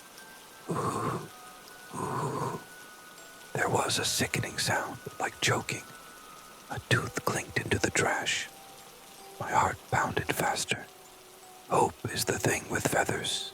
If I can save even one life. I squeezed Lily's cold fingers, then pressed my hand on her shoulder, signaling her to stay. I hoped she understood. Then I stepped away from her. When the flashlight moved away from our position, I rushed toward the secretary's desk. A terrible screech pierced the air. She shot up, and my knife plunged into her eye, straight into her brain. I grabbed the small emergency flashlight she had been using while pulling her teeth out. I'd glimpsed her bloodied jaw and the pliers on the desk. I pulled the knife from her, the eyeball still attached, and swung the light around, ready for another attack. But none came. I'd been right. There were only 2 deaths here. I aimed the light at Lily and said, "Quick," then led us back to examination room 3. The nurse flinched back from us again, but this time, Lily took the lead. After a few minutes of speaking quietly to the nurse, she managed to coax her along with us. Even one life. Maybe we were only delaying her fate, and she'd end up back under that table. Maybe. But I wasn't about to make it easy for fate. We finally reached the stairwell from the infirmary and made our way up to the passenger decks. A dim, foggy light greeted us from the windows. Grim-faced crew members in life jackets stood near the concierge desk, directing passengers up the grand staircase, urging them to bring only necessities and stay calm. Passengers hurried out of their cabins, some with luggage, others with just bottled water. Nervous security staff kept watch over the stairwell leading to the lower decks, where the screams of the infected echoed down the narrow hallways. Each scream added to the growing panic. The infection was spreading fast. The infirmary nurse we'd rescued quickly abandoned us, joining the throng of evacuees. I started to follow, but stopped when Lily nudged me, raising an eyebrow and glancing at my hand. You, might want to clean that up and put it away. Oh. I realized I was still gripping the bloody knife, the eyeball still skewered on its tip. Horrified, I wiped it off on a napkin, tucked it into my jacket, and wiped my hands as best as I could. It wasn't surprising the other passengers were keeping their distance. Without Lily, the security staff would have never let us through. Ow. I winced as I noticed the bite wound I hadn't felt before. It was throbbing now, bleeding. I rummaged through my bag for a clean rag. The security staff stood nearby, watching me carefully. Lily quickly bandaged the wound and asked, "Are you infected?" "Huh? Oh.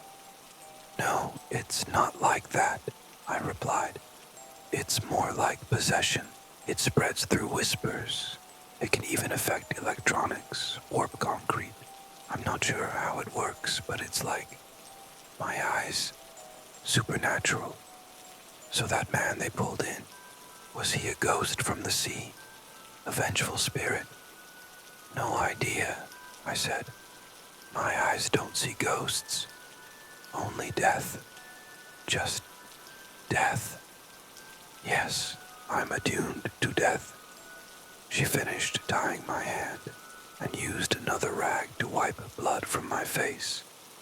I hadn't even noticed. I smoothed my hair and tried to look less like a lunatic. Waving awkwardly at the security guard, I asked Lily, "How do I look?" She squinted. "About the same as usual." "Good," I said, then realized what that meant about my usual self. Okay, that felt like a dig from someone I'd just rescued. I was about to respond when we both heard it, the shrill, high-pitched scream. Passengers were crying, rushing past us in panic. But this was different. A child's voice. I glanced at the security staff by the stairs. None of them had noticed the scream. They were busy with another passenger. No one else seemed to care. And of course, Lily moved toward the sound. Unlike me, she hadn't spent years learning that the deaths I predicted were inevitable. I hadn't told her that we too were rapidly approaching our expiration dates, that our escape was meaningless, and we were as doomed as everyone else. Soon I'd become infected, lose my mind, and destroy myself. But I couldn't stop her. What I had learned in my 40 years was that all paths lead to the future I see. I followed Lily as she led us past the elevator bay and down to the last cabin on the port side. The child's wailing grew clearer, rising above the general noise around us. Then, a low, throaty laugh echoed through the air. "Mama," the child cried, voice sharp with panic. "Hello?" Lily knocked on the door. "Do you need help?" The laughter abruptly stopped, though the child's crying continued. I tensed, every muscle tight, my mind racing. As footsteps neared the door, Lily exchanged a glance with me, signaling me to be ready. I almost wanted to pause and tell her that a few lucky strikes didn't make me some sort of hero. But before I could, the door began to creak open. I gripped my knife tightly. The doctor swung inward, revealing a messy cabin. Dim light filtered through the ocean view window, casting shadows on discarded clothes, a shattered mirror, and a small boy huddled by the bed. He clutched a bright green backpack packed with child-sized emergency supplies. His face was red from crying, his sobs softening only when Lily knelt beside him. No sign of the woman with the laughter. I stepped into the room, my senses on high alert. My heart pounded in my ears as I moved past the bed and peered into the bathroom. The boy couldn't have been more than 5. His voice cracked as he whimpered when I passed by, my knife in hand. Lily's calming voice soon eased his fear. "Shh, it's okay. Is that your evacuation bag? I'm Lily. What's your name?" Benjamin." A faint sound like sliding wood sent a chill down my spine. Without warning, a wild-haired woman lunged from the closet. I collided with her as Lily grabbed Benjamin and ducked out of the way. My knife found its mark in her shoulder, but she clawed at my face. Then, in a surprising move, she wrapped her arms around me, her tongue slithering into my ear. The cold sensation shot through my skull as she whispered something incomprehensible. I slammed my head forward, hitting the bridge of her nose. She stumbled back, tangled in the closet's hangers and clothes, giving me the opening I needed. I fled the room, dragging the door shut behind us. I braced against the door, but the woman didn't try to open it. Instead, her throaty laughter resumed, followed by a soft thudding sound, her head banging against the glass. I let go of the door, sinking to my knees, pressing my hand to my ear in an attempt to shake the cold feeling out. Her laughter was like a wind swirling just inside my left ear. "You okay, friend?" Lily asked, kneeling beside me. "There's something cold in my ear. I can hear the voices." Lily's grip tightened on my shoulder. "Oh God, this is my fault." Shook my head. "No, this was always going to happen. I know how it ends. I've known since boarding this ship. It's not your fault." Lily's expression shifted to one of horror. But before she could speak, Benjamin whimpered, "Mama," and reached for the door. Lily quickly pulled him away, trying to comfort him. I forced myself to stand, the sensation of the ship tilting underfoot almost making me stumble. But I steadied myself and motioned for them to follow.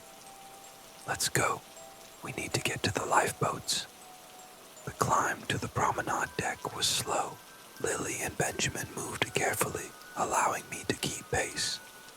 Most of the passengers had already gathered on Deck 5 for evacuation, so we were mostly alone on the grand staircase. I clung to the railing for support, taking breaks to shake the water from my ear. The whispers in my mind, "All will die, no escape," had merged with my own lingering dread echoing through me. "Come on, just a little further," Lily urged, squeezing my hand. For a brief moment, I forgot about the voices. Her hand, warm and reassuring, grounded me. I was aware only of the softness of her fingers against mine as we reached the top of the staircase and stepped out into the cafe on Deck 5. But then, the smell hit me. I ripped off the handkerchief from my face, struggling to mask the stench of rot.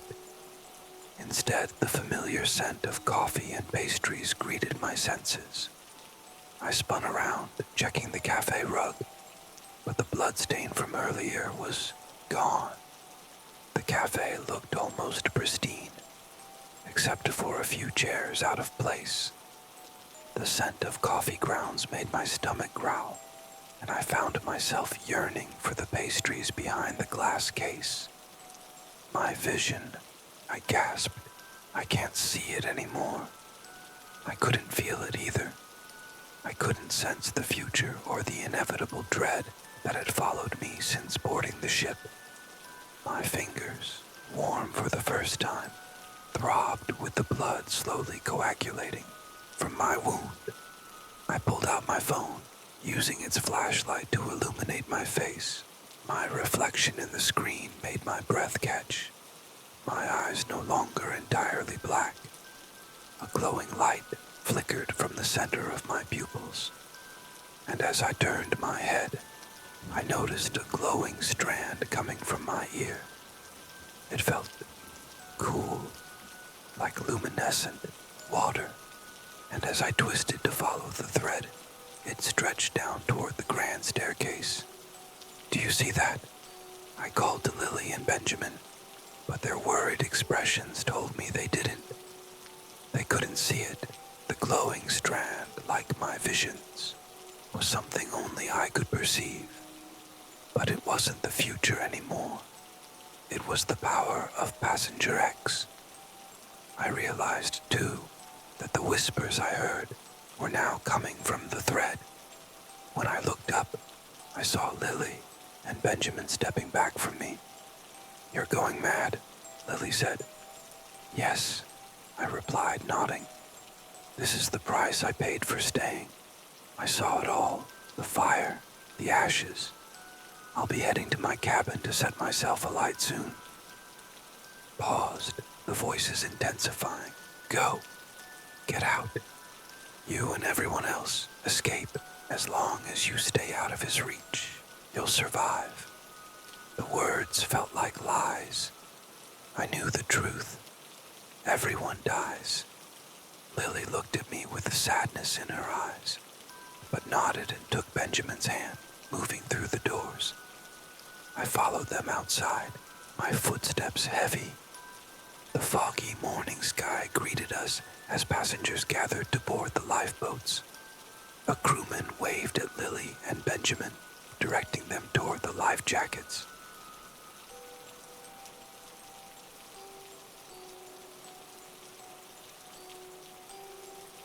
As they stepped forward, something icy rushed through me, from my skull down to my toes. I saw it, the same glowing threads, dozens of them weaving through the crowd.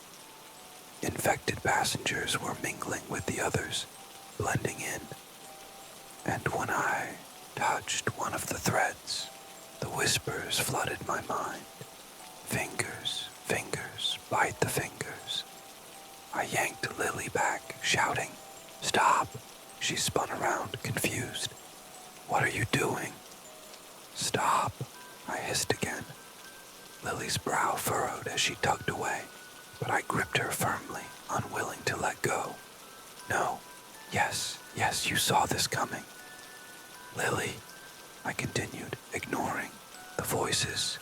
"You can't get on those lifeboats. He's not going to let any of them make it back safely." "What?" My grip tightened, pulling her closer as I whispered urgently. "It's not an evacuation. It's a trap." A chill ran down my spine at the realization. Lily looked at me like I'd lost my mind, and I couldn't contain my frustration anymore. "I told you," I trembled. "This isn't a virus. There's someone controlling it. There are people here still in the early stages of infection. Everyone boarding those lifeboats will get infected, and when they're rescued, the infection will spread. Do you understand, Lily? Do you realize what will happen to you if you board? Those passengers running away, they're not the survivors. He's letting them go." Slowly, the truth seemed to dawn on her. She shook her head, eyes wide, her grip tightening around the boy's hand. "There aren't any survivors," I whispered. "No, there are only hosts. This will be my final entry before I explain the fate of everyone left on the Sea Star. I want to apologize to anyone who lost a loved one aboard the ship. I am deeply sorry for the lives lost, especially the ones I knowingly and willingly took. I've struggled to describe the feeling of infection. By the time I was on deck with Lily, the whispers in my mind had become overwhelming. I could hardly hear the chaos around me. the crowd surging, screams filling the air as passengers rushed from the aft stairwell, with crew and security fighting to keep them back. I suspect this was Passenger X's strategy. Distraction. After all, I had just warned Lily about the danger of infected passengers boarding the lifeboats, and we might have convinced the crew to screen everyone before evacuating. But with panic spreading like wildfire, that chance was gone. Several infected were nearby, and Lily cried out, "What do we do?" "Fate," I gasped, the voices in my head repeating over and over. "All dead. Can't escape fate." "I can feel it. It's taking me," I murmured. I might have given in right there and let the chaos pull me under. But Lily dragged me and Benjamin through the crowd, getting us to a cabin.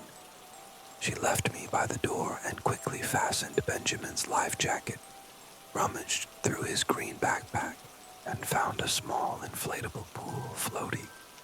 She blew it up for him, then rushed to the balcony to scan the outdoors.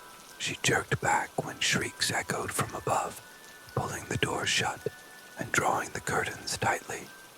I curled up on the floor, my head in my hands.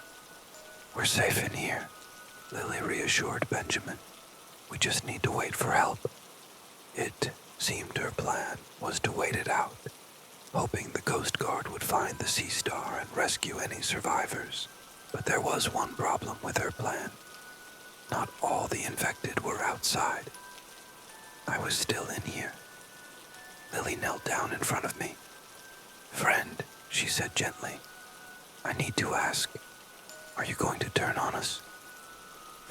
Fate," I mumbled. She wiped tears from her eyes. Was she crying for me? A flutter of something stirred in my chest until I saw the knife she was holding. Oh, of course, I was a threat. She grabbed me by the collar and pulled me closer. Then, without a word, she dropped the knife and slapped me. Hard. Whap. "Snap out of it," she yelled. The voices in my head still whispered fate over and over, but Lily shook me so violently that my teeth rattled. "Don't listen to them. You promised, remember? You said you'd stay and help us survive no matter what. But we're not safe yet. You're the only one who can see what's happening. Remember what I told you.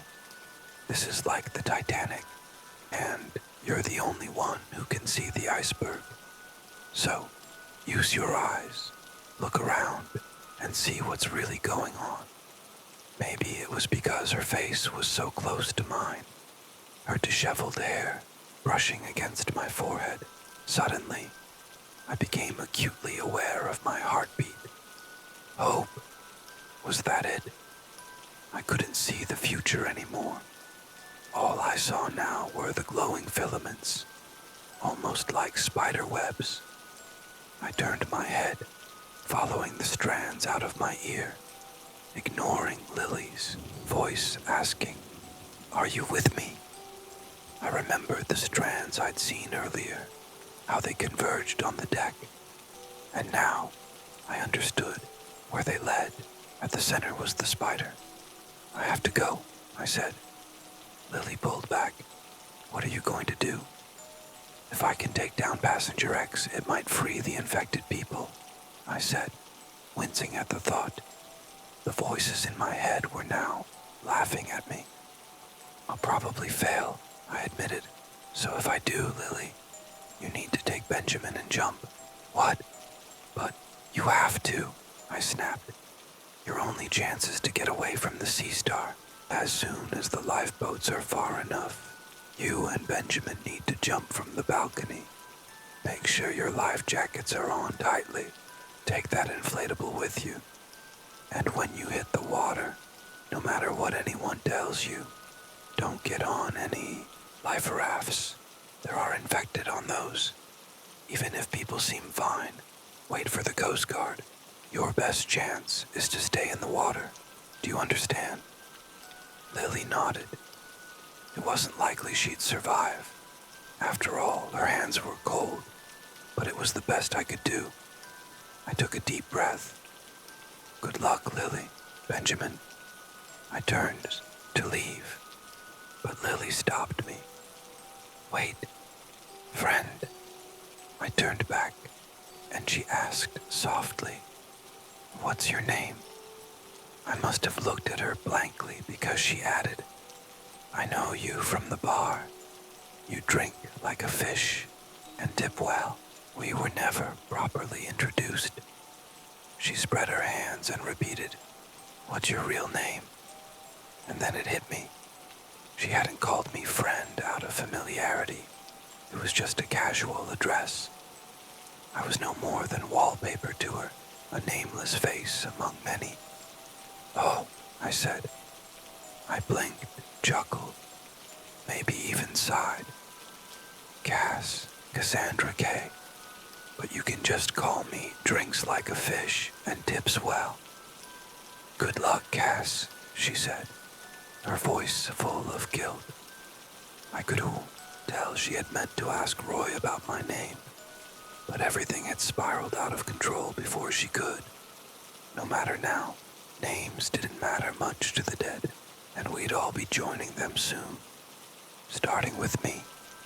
After leaving Lily and Benjamin, I made my way to the cabaret lounge, loading my bag with more supplies, preparing for the inevitable fight down to the lower decks. But no one seemed to notice me. The only encounter I had was when I passed a man at the cafe who had just stabbed his wife in the eye with a dessert spoon. He looked at me, then swallowed the eyeball before considering mine, as if wondering how it might taste. He called out to me, "Care for a treat?" I shook my head and continued down, hearing him return to his wife's twitching body, muttering about needing more eyes for the lifeboat. I moved deeper into the lower decks, following the glowing strands, my flashlight illuminating the path in the corridor called the highway. Blood covered the walls and floor. I stepped over a young man moaning for help. Stupid, I thought. Dying is your fate. And then, there he was, standing right in front of me. Passenger X, his teeth bared in that same grin, and I realized his tongue had been chewed to bits, and he was still chewing. I reached into my bag, pulled out a Molotov, and lit it. Passenger X only grinned wider as I aimed and threw.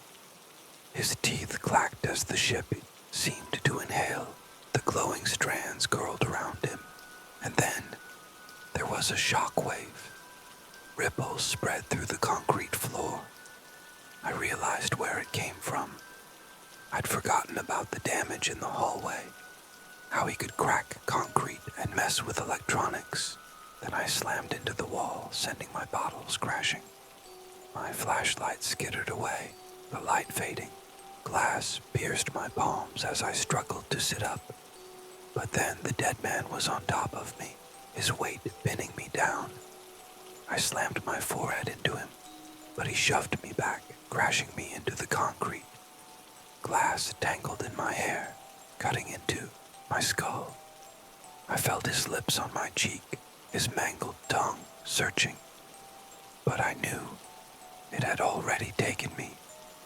Then his mouth was on mine, his dead tongue shoved into my throat. I gagged, struggling to breathe, the whispers roaring inside me. I could feel the glowing strands twisting through me, my body jerking and contorting in response. Suddenly, he went limp. I threw him off and sat up, coughing and spitting out pieces of his flesh. I fumbled in the darkness, slipping on alcohol-soaked concrete and broken glass. And then I saw it. Everything. The azure sea star. My glowing eyes widened in shock. I saw a woman under my hands, screaming as I jammed my thumb into her eyeball, the taste of severed fingers in my mouth. the cold metal of the balcony rail as I climbed over it and snarled at a family cowering in their cabin. Everything. I could see through the eyes and ears of every infected person. The glowing filaments extended from me, like the strands of a jellyfish. I could feel every infected person, as though I was connected to them. But the glowing strands didn't cast any light. They weren't real light. They didn't exist in the physical world. I stumbled over Passenger X's body, frustrated with the darkness, wishing for my flashlight. The strands responded to me, almost like an extension of my body. I reached up and stretched them toward the overhead lights. With a thought, the fluorescent bulbs flickered on, bathing the hallway in harsh light. And there, before me, was Passenger X. Brown matted hair, one missing eye, his tongue lolling out. I looked at his corpse, detached, feeling no pity. In fact, I was oddly curious. Why had the entity abandoned him? The answer came to me with the light. I'd wondered why the infection had spread so slowly, but now I understood. Ordinary humans couldn't see the strands. With Passenger X as its host, the entity had been fumbling in the dark, moving blindly through the ship. But with me, it could see. I was the perfect vessel. And as I realized this, instead of feeling horror, I felt exhilaration. I ripped doors off hinges, tore open dead bodies, spilling blood and throwing it through the air, just for the thrill of it. The more I used the power, the colder I felt, like I was sinking into an abyss. And with that cold came an insatiable hunger. Lower decks. Looking back, I can barely remember what happened while under the entity's influence. It's all like a dream, like something that happened to someone else. I don't recall wandering through the ship, leaving terror and gore in my wake. But I must have, because the blood I saw in my vision wasn't there before. The sea star became my canvas, painted with suffering and death, until that hollow, gnawing hunger took over. Feed, it whispered through the strands. The infected obeyed, gnawing on flesh, chewing glass, swallowing seawater. With every bite of pain or anguish, energy pulsed back to the strands. It was intoxicating. A woman chewed her knuckles to the bone. A man at the pool chewed on a drinking glass, the shards cutting through his tongue.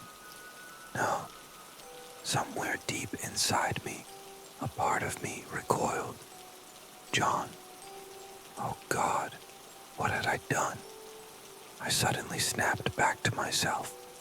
The lights blinked out as I sat there, horrified by the crimson walls around me. Had it been me all along?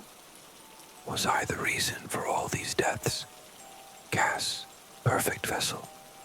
The hunger clawed at me, but a sliver of humanity remained, and I knew what I had to do. Cabin 4044. I doused myself in various liquors, cheap and expensive, then sat down in the place where my body had once been. In my trembling hand, I lifted a matchbook. Hope. I wasn't going to change anything, not really.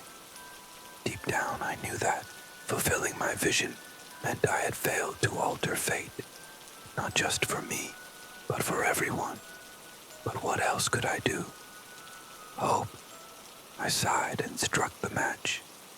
They say that people about to die see their lost loved ones, but I never believed in such things.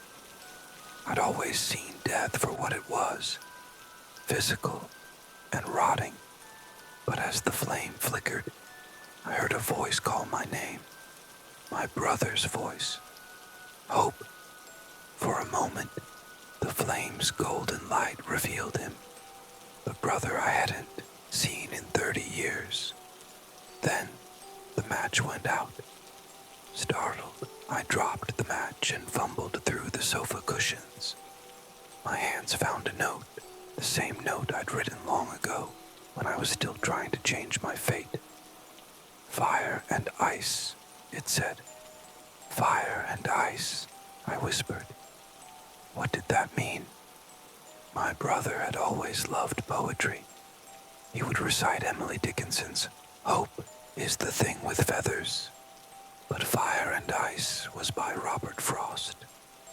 Why would my future self invoke a poem about the end of the world? I recited the poem aloud. Some say the world will end in fire.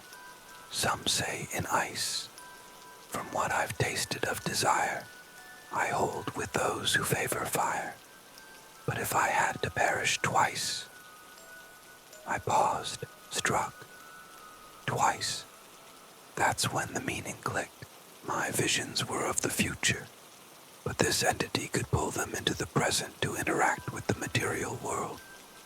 It had used my ability to manipulate fate, to affect time itself. What if I could do the same? What if, just once, I could change my fate? Burning myself would fulfill my prophecy. It wouldn't destroy the entity. It would likely still use my corpse. No, the note was telling me not to perish by fire.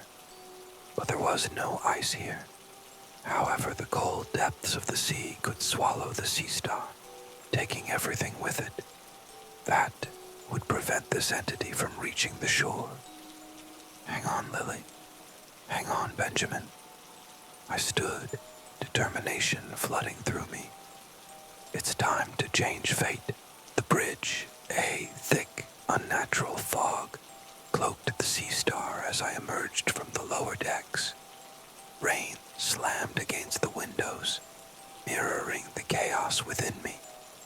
The storm seemed to reflect the turmoil, the entity fighting for control. As I pushed forward, I wondered if this was how Lily and Benjamin would meet their end, drowning in the storm I had stirred. But I put these doubts aside and forced my way onto the bridge. Inside, the captain and a handful of crew members panicked as the door was torn off its hinges. "Watch out!" a man shouted, rushing toward me.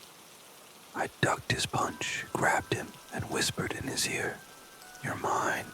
My power took over instantly, too quickly for him to react. He attacked the other crew members as I moved toward the captain. The captain, a large man, was no match for my glowing filaments. I threw him to the ground and whispered in his ear, feeling the cold whispers surge through me. "You are mine. You are mine. You are mine." Dazed, he clutched his head, trying to block the filaments burrowing into his mind. "Oops," I muttered. I hadn't meant to infect him. I only wanted to speak to him, but now I had no choice. I willed him to grab the intercom, which I triggered. Through his voice I ordered, "All passengers and crew, abandon ship. Get into the water. Now. Abandon ship." But the entity's influence was strong, and his words twisted. "You are mine. Mine." It was a jumble of my orders and its force. I felt the entity's power crash against me like a tidal wave. But I remembered Aikido, how meeting force with force was futile. My strength was nothing, so I yielded to its force, letting it scream through the captain's mouth, "You are mine, all mine." I cut the mic off, then hit the alarm, letting the piercing siren fill the space. "Cassandra," the entity bellowed. "She didn't even know your name, Cassandra. But now, Cassandra, perfect. We can devour the world." I understood its offer. It would grant me its powers in exchange for the people who had overlooked me. No longer would I be a passive observer to death. I could deliver it. Not just a prophet, but its architect. But within, a quiet voice lingered. It remembered Lily's song for me, John's kindness, and Benjamin's reasons for staying on the ship. The quiet voice asked, "Why would I want to devour the world?" Then the entity's demand overwhelmed me. It filled me with an insatiable hunger. I gave in, draining the infected, their suffering feeding my glowing filaments. The entity didn't realize I had surrendered to it on purpose. As I absorbed their energy, I redirected it, creating a massive, swirling funnel of power. I punched down through the hull of the Sea Star, tearing a massive hole in its side. The ship groaned, listing to one side as water flooded in. I am the iceberg, I thought, watching as the cold depths began to swallow us. The entity now realized its mistake. It had given me too much power, but I wasn't finished. The lifeboats, each one had to go. I sank them, one by one. It tried to stop me, but it wasn't used to having a living host. I regret to say that many may have drowned. I didn't have time to notice who, if anyone, survived. I dragged the infected down into the depths, focused only on sinking the last lifeboat. Finally, the tether snapped. I felt it like a shock. I was back to myself, collapsing onto the bridge deck. Rescue. If you've never seen a cruise ship sink, imagine a skyscraper leaning at an impossible angle. All that steel and glass tilting as it descends slowly into the ocean. A ship this size doesn't sink quickly. It goes down like an iceberg melting, listing heavily as it gives in to its inevitable fate. By the time I regained consciousness, there were no living passengers left. The infected had torn each other and any survivors apart in their final frenzy. As I climbed to the deck, there was no one to greet me but the corpses, exactly as I had seen them in my visions. But now, they were real, fresh. My heart sank as I wondered about Lily and Benjamin. Had they made it out? The fog cloaked the ocean, hiding the waves below, and the Sea Star became a tomb, slowly sinking into the abyss. I called out into the mist, hoping for a response. None came. One of the last life preservers remained on the railing, keeping me afloat after the ship sank. A fishing vessel eventually found me, drifting and barely conscious, out on the open ocean. The end.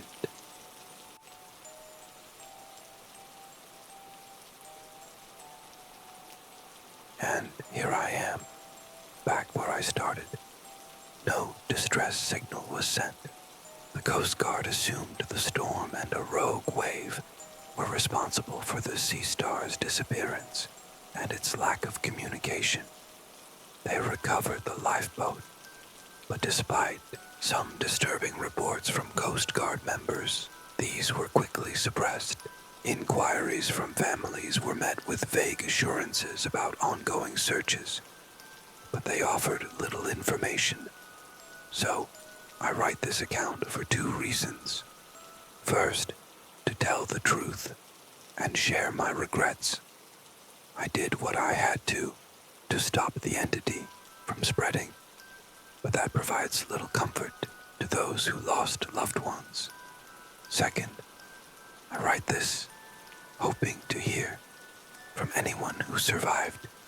Lily, I left messages for you on your phone and with Roy at the bar, hoping against hope that you and Benjamin made it back.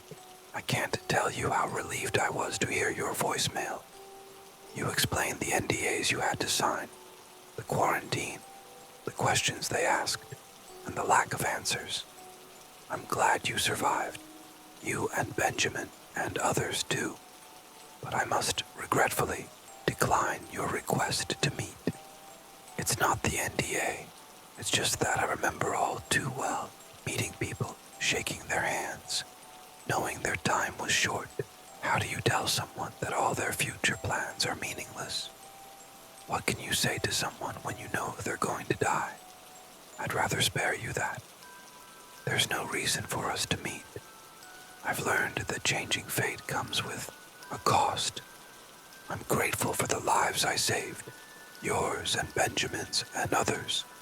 I truly hope you live long, happy lives, but there's no point in seeing me because I've noticed something in the past few days. No matter what I do, my hands are always cold, even after hot baths. That's all. I once sent myself a message from within a lucid dream, not expecting anything to come of it. But everything changed the next morning when I actually received a message sent to me by me. I'm not even sure where to begin. It started on a stormy night, the sound of hail hammering my window, keeping me awake. That's when the idea came to me. What if I tried texting my own number from inside a lucid dream? I've had plenty of experience with lucid dreaming, something I picked up during the long, quiet months of the pandemic. But once that thought entered my mind, the dream that followed felt different. There was an overwhelming sense that I was doing something I absolutely shouldn't. Something felt off, deeply off. Around 3 a.m., I drifted off into what I can only loosely call a dream. In reality, I'm not sure if that word even fits. It was more like a place beyond the one we know, a kind of alternate reality you can only access when your conscious mind slips away. At first, everything seemed relatively normal despite the heavy unease. I floated through my house, messed around with those perfect comebacks that only ever come after a real argument. Then I remembered my experiment. I picked up a phone in the dream and dialed my own number. It wasn't easy. Dreams make reading anything frustrating. After a few tries, I managed to start a WhatsApp chat with myself. I simply typed "hi" and moved on, thinking it was just a curiosity. After a little more wandering, I woke to the sound of my alarm. That morning was rough. Barely any sleep and another workday ahead. I got up and started my routine. But then, something chilled me to the bone. While trying to connect my phone to the car's Bluetooth, I saw a message from an unknown number. The timestamp, 5:01 a.m. The message, just, "Hi." My heart stopped for a second. Still, I told myself I was overreacting. It's a common word, and weird things happen. After work, I asked a few colleagues if they recognized the number. No one did. Strange, sure, but not quite alarming. That night, curiosity got the better of me. I decided to try it again, but this time, the feeling was much heavier, like I wasn't alone. My once familiar home was unrecognizable. It looked abandoned, the walls flaking, mold creeping across surfaces. My family, my wife and 2 kids, were nowhere to be seen. Still, I went ahead and reached for the dream phone again. I typed a message. 1161. This is Dream Me Texting. 2812. As I set the phone down, something moved in the corner of my vision. It was tall, vaguely human, but seemed to vanish when I tried to focus. I forced myself to wake up before the fear took over. That Saturday morning, it happened again. A message arrived from the same number. It read, 1161. This is Dream Me Texting. 2812. I froze. Was this some breakthrough in science? Had I discovered a way to breach dimensions through lucid dreaming? No, I'd made a terrible mistake. My house was silent. My family wasn't home. When I got up and entered the bathroom, I was met with a horrifying sight. On the mirror, written in what looked like blood, were the words, "We woke up with you." But that wasn't the worst part. I pulled back the shower curtain. Inside the tub were my wife and 2 kids, lifeless, their throats slit. I fled. I got in my car and just drove. Now, I've been hiding in the woods for over a month. No one has come. And the things that followed me, they're still out there. Towering figures 9 to 10 feet tall, humanoid in shape, but with grotesquely long limbs and fingers like razors. The longer I stay hidden, the more of them I see. If you're watching this, take my warning seriously. Don't let them in. My friends and I found a strange, body-shaped stain in an abandoned house, and then it followed me home. I've never been one for adventure. I'm the type who likes getting invited out, but prefers staying sober as the designated driver, content to be serious and quiet. No one expects the DD to dance on tables or tell wild stories. I'm reserved, a bit of a bookworm, and I stay out of other people's drama. So when I said yes to urban exploring with Mickey and Shania that day, it surprised everyone, especially me. Mickey's my cousin, and Shania's her best friend. I think I went because I was still a little hurt after hearing that Yasmin, my crush, who has this voice that could stop time, told her friends I was a bit boring. Maybe I wanted to prove her wrong. Just once, I wanted a story worth sharing over drinks. But the moment we got to the house, I felt unsettled. The neighborhood was depressing. It was like the American dream had collapsed into dust. Blocks of homes left abandoned, with just a few still occupied, surrounded by cracked sidewalks and overgrown yards. Mickey picked a house at random, calling it creepy.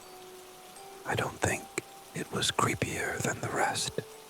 It had faded yellow siding stained by years of weather, and curtains still dangling in the upstairs windows.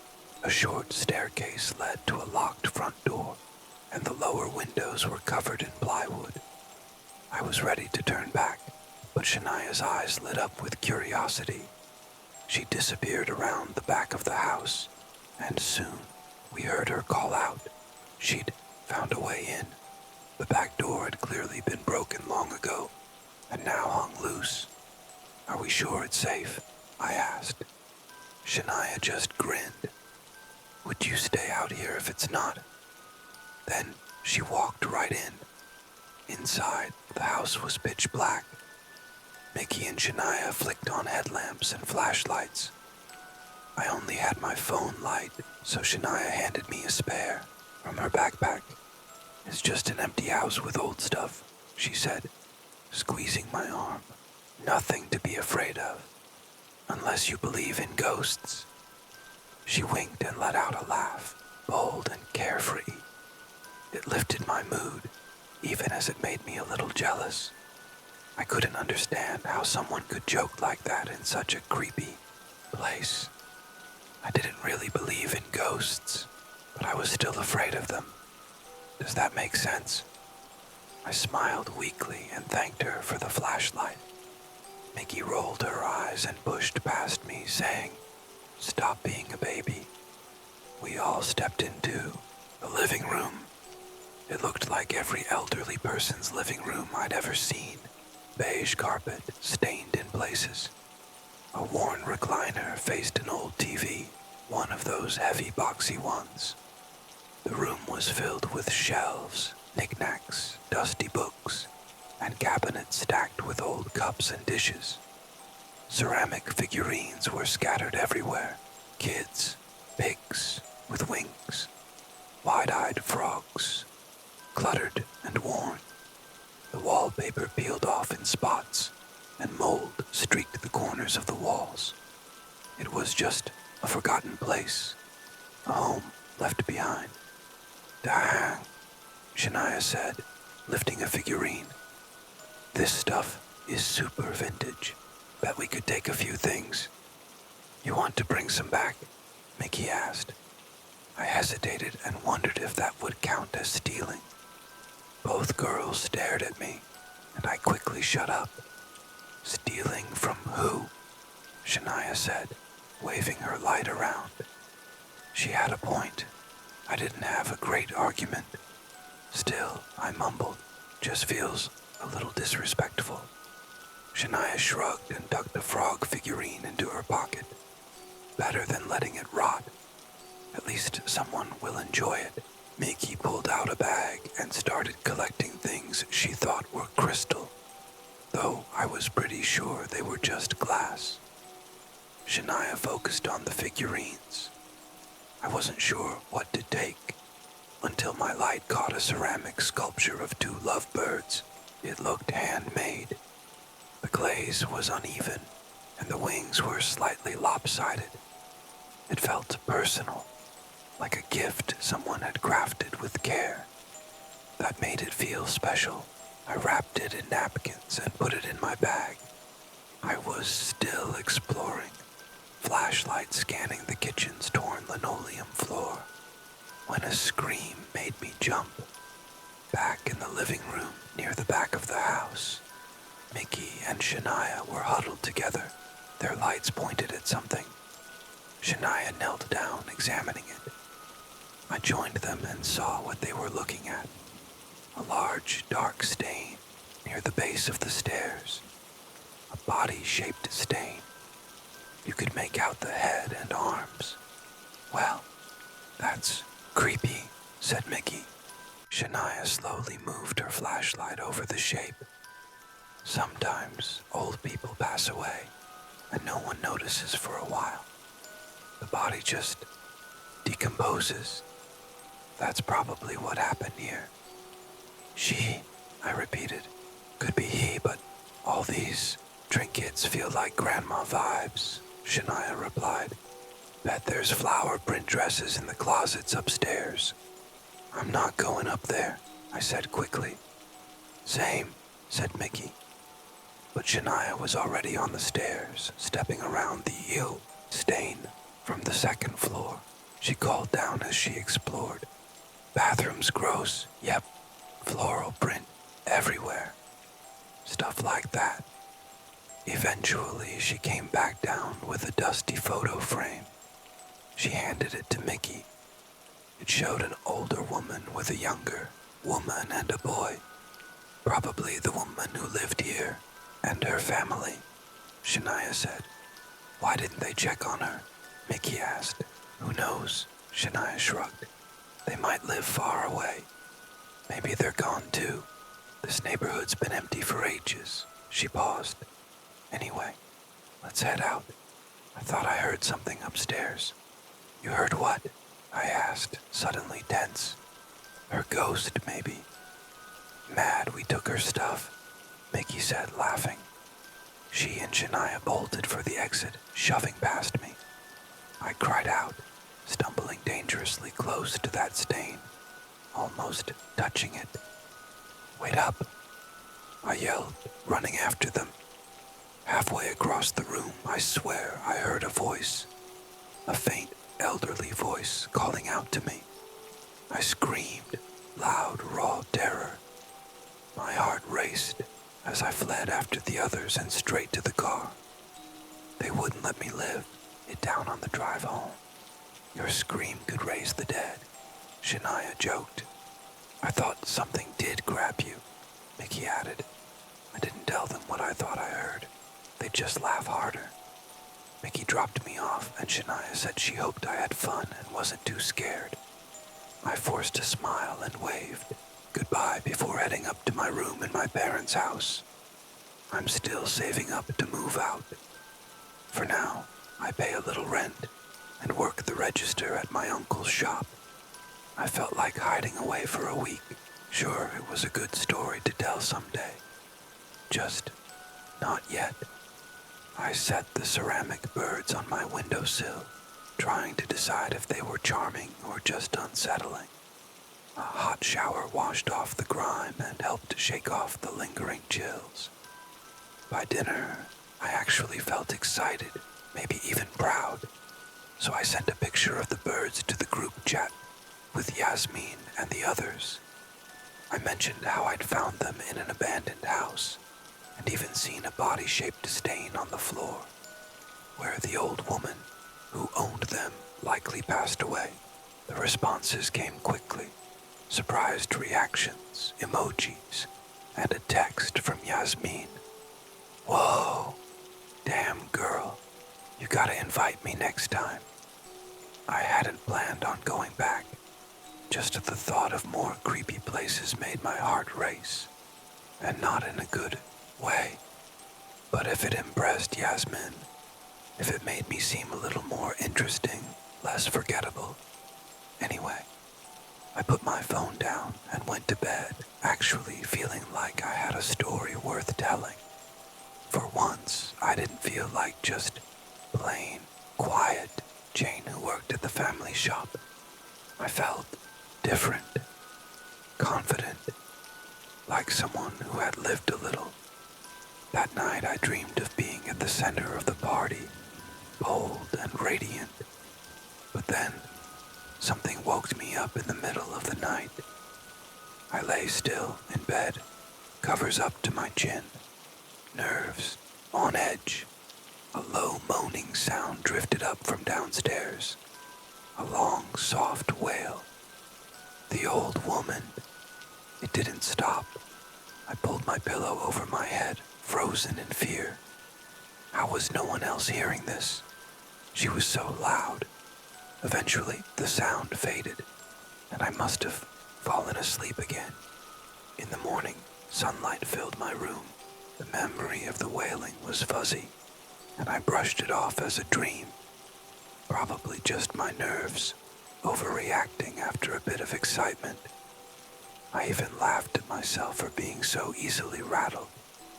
Just plain Jane, having nightmares over one adventure.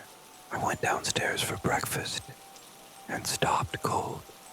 At the base of the stairs, right on the wooden floor, was a dark stain, the same shape, the same spot as in that house. "Mom," I yelled. She came rushing out of the kitchen. "Jane, what's wrong?" I pointed at the stairs, right where she was standing. She glanced down, then stepped back, her foot landing on the stain.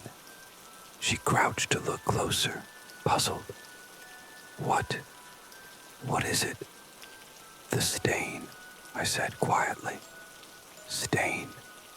She leaned in, squinting. "Where?" She couldn't see it, even though she was standing right on it. "Never mind," I mumbled. Back in my room, I grabbed my phone, hurried down, and tried to snap a photo of the stain to send to Mickey and Shania. But the stain didn't show up on camera. I could see it, plain as day. But the screen was blank.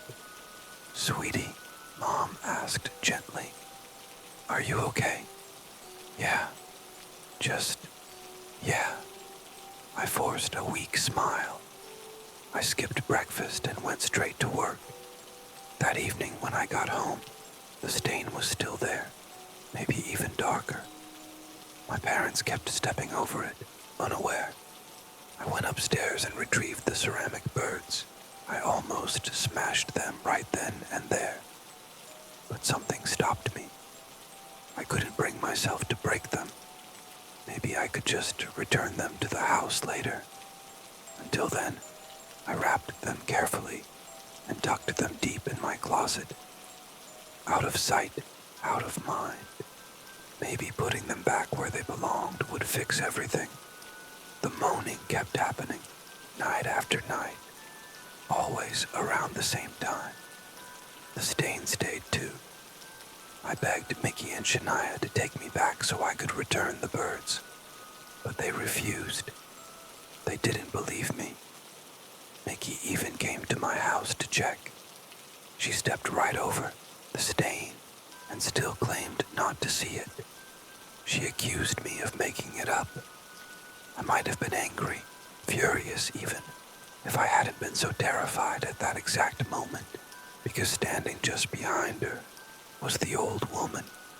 Things got worse. The ghost began appearing around the house, near the stairs, by the windows, stepping out of empty rooms. Sometimes she just looked confused. Other times, she stared right at me. One night, I came home late after midnight, having driven friends home like usual. No one noticed how quiet I was, lost in thoughts about Yasmin and whether I'd ever feel like I fit in. As I climbed the stairs, a cold hand suddenly gripped my ankle. I screamed and yanked free, stumbling into my room and slamming the door. My parents rushed out, startled, my dad looking ready to take on an intruder. But there was no one there. Nothing. Later, they gently asked if I'd consider seeing a psychiatrist. I thought maybe a medium would be more helpful. I found one online who agreed to a video session. She told me exactly what I'd already suspected. The birds were the problem. I'd taken something that mattered to the spirit. If the object had brought her to me, then destroying it might send her away. The next day, after work, I went upstairs and retrieved the birds. I still didn't feel right about breaking them, so I decided I'd try returning them to the house, even if I had to go alone. But as soon as I reached the bottom of the stairs, those cold fingers grabbed my ankle again. I screamed, kicked free, and bolted toward the door. At the threshold, I turned back and saw her clearly, the ghost of the old woman. She was sprawled at the foot of the stairs, her face twisted, her fingers clawed, her mouth opened in a cry. I stood there, shaking. Then, slowly, I stepped closer. As I knelt down, she gripped my arm, her icy hand leaving strange marks on my skin. I held the ceramic birds out to her and gently clasped her hand with mine. I don't know where the courage came from, but now I could finally make out what she was trying to say. "Help," she kept moaning. "I'm here," I said. She squeezed tighter. "I'm sorry I left before. I don't know who gave you these, but I think they loved you. I bet they wanted to be there." Her expression softened. She listened. I didn't know any prayers, so I just kept repeating, "I'm here. You're not alone. Here are your birds. Here's my hand." I don't remember what else I said. My eyes were blurry with tears. I didn't even realize I was crying until I wiped my face and opened my eyes. She was gone. It was just me at the bottom of the stairs, holding the ceramic birds. The stain had vanished. The medium had advised me to get rid of the birds anyway, but I didn't. I placed them back on the windowsill. They're still there. I'm keeping them for someone who shouldn't have been forgotten.